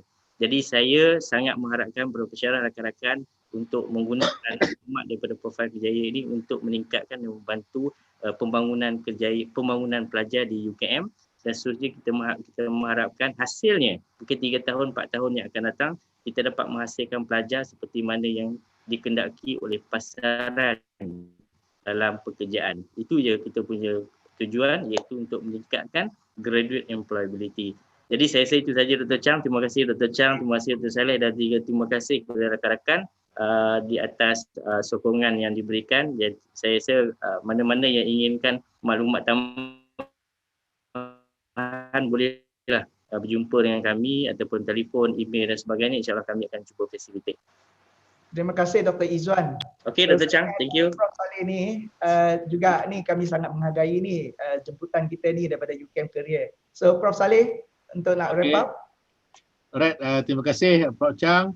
Pertama juga saya ingin mengucapkan terima kasih kepada pengajaran UKM, Prof Kamal, Prof Hana kerana memberi peluang kepada saya untuk berkongsi lah. Memang betul masa agak terhad, kemudian cabaran-cabaran bila kita melihat kepada internet sebagainya, memang kadang-kadang tu kita sendirilah rasa macam terbeban pun ada kan. Jadi kalau ada kekurangan mungkin biasa kita cakap face to face kan, live kan, ada interaksi, tiba-tiba bercakap dengan ni pengajaran ni berhadapan dengan saya nampak 3 orang je. Saya nampak diri saya nampak Prof Chang, nampak Dr. Izzuan kan. Jadi siapa lagi kan. Jadi ini kena cabaran daripada kita lah. Jadi pengajaran yang kita lalui ini mungkin boleh kita gunakan dalam proses bila kita berhadapan dengan para pelajar. Cuma mungkin cabaran daripada kita ialah kalau sebelum ini kita juga belajar mengajar secara face to face bersemuka, kita masih berhadapan dengan pelbagai isu berkaitan dengan kebolehpasaran dan juga masalah-masalah kemahiran insaniah. Bagaimana agaknya pelajar-pelajar kita yang akan kita hasilkan dalam masa 1 semester 2 semester ini, kerana kita asyik bermaya saja, bermaya beronline kan, berzoom sebagainya. Ini cabaran kepada kita. Jadi kesimpulan ialah kita cuba engage dengan para pelajar, bukan sibuk dengan internet semata-mata. Kalau kita tak ada internet connection kan. Betul, connection itu ialah connection internet, but connection human to human. Macam Dr. Izzuan sebut tadi ialah rapport kita, bagaimana menimbulkan keyakinan, kemesraan kita, keseronokan belajar itu yang sangat penting. Jadi sekali lagi saya ucapkan terima kasih kepada pihak pengajaran, Prof Chang, Dr. Izzuan. Kalau saya terkurang, saya mohon ribuan ampun dan maaf. Sekian. Assalamualaikum dan salam sejahtera.